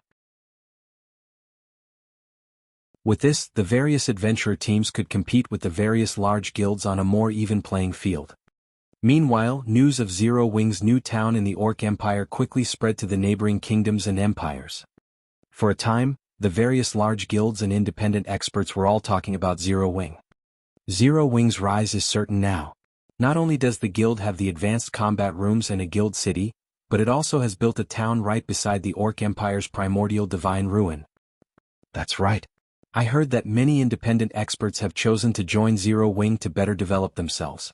Apparently, not only has the guild reserved specific advanced combat rooms for its members, but Zero Wing members can also learn the guild's combat techniques for a much lower price than non-guild players. I knew I should have joined Zero Wing earlier. Many independent experts from the various kingdoms and empires neighboring the Orc Empire were tempted to join Zero Wing after learning about the guild's latest achievement.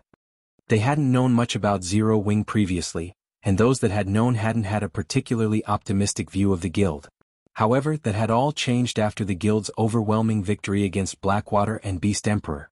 Now that Zero Wing had constructed a guild town beside the primordial divine ruin, even a fool could tell that the guild had a very high chance of becoming a super first-rate guild in the future. Many expert players targeted super first-rate guilds. If one could become an internal member of such an organization, they'd be able to live a life free of worry in the real world. However, super first-rate guilds had plenty of expert players, and only a limited number of people could become internal members. Hence, the competition within super first-rate guilds was intense. However, if players joined a guild that had the potential to become a super first-rate guild, even if they were only ordinary experts, they still had a high chance of becoming an internal member. Thinking about the potential benefits, many of the various kingdoms and empires' experts hurried towards Star Moon Kingdom. For a time, more players gathered before Zero Wing's residence in White River City and Zero Wing City, allowing the guild to recruit another large batch of elite and expert players. Meanwhile, when Aqua Rose, who was gathering the architects Shifeng had requested, found out about Zero Wing's new town, realization dawned on her. She was also instantly overjoyed. Now that Zero Wing had a guild town beside the primordial divine ruin, the guild would have a much easier time collecting combat techniques and entering Primordial City. Most importantly, the town would bring in a massive amount of income for Zero Wing. Nowadays, a large number of players grinded and leveling in the Orc Empire. All of these players were elites and experts from the various kingdoms and empires, and they all had plenty of resources. Meanwhile, there were only a few guild towns in the Orc Empire. Furthermore, Ancient Rock City, which had been a hub for players, had become an evil demon nest. This further limited the number of rest areas for players. Now that a new guild town had popped up beside the primordial divine ruin, tons of expert and elite players would swarm the town, giving Zero Wing access to all sorts of rare resources.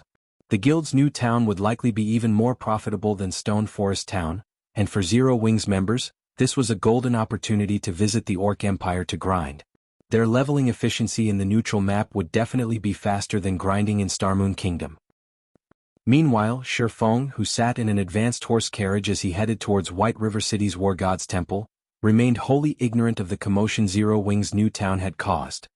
All he knew was that his new town's construction had been completed.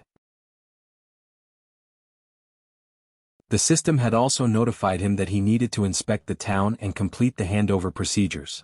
However, Shifeng wasn't focused on his newest town, but on the contents of his bag. While he had been embroiled in battle, he hadn't had the chance to inspect his harvest. Now that things had settled down, he had to go through the items. After all, he had obtained much from the battle at the primordial divine ruin. Not only had Zero Wing's army killed a large number of Blackwater experts, but it had also taken down 2 mythic evil beasts and a mythic ranked NPC. Among the top-tier equipment Blackwater's experts had dropped, the best had to be the magic weapon from Singular Burial. The magic weapon was a longbow called Firmament Striker. Magic weapons were even rarer than epic weapons. They were also much stronger than epic weapons. Unfortunately, wielding a magic weapon came with some severe risks. The 2 mythic ranked evil beasts had also dropped splendid items. The monsters had dropped a growth-type epic ranked mage robe and an evil energy potion recipe, an advanced alchemy recipe. The evil energy potion was a precious potion that when consumed, increases player's strength attribute by 15% and gave its user a certain amount of evil energy resistance for 2 hours. Naturally, the potion's main material was evil energy crystals. However, these items did little to hold Shifeng's attention as he was most eager to find out what the mythic NPC, Dairo, had dropped. Mythic NPCs rarely dropped items, but when they did, the items were definitely top tier. Following which, Shifeng retrieved the 2 items Dairo had dropped from his bag. He then appraised them with omniscient eyes. You're tuning in to the Han Li's Wuxia Adventures YouTube channel. We're so grateful for your support, and don't forget to subscribe to join us on this incredible journey through captivating stories. Your generosity through donations truly makes a world of difference, as it's the primary source of revenue that allows me to expand and enhance this channel for you. Thank you from the bottom of my heart for being a part of this adventure.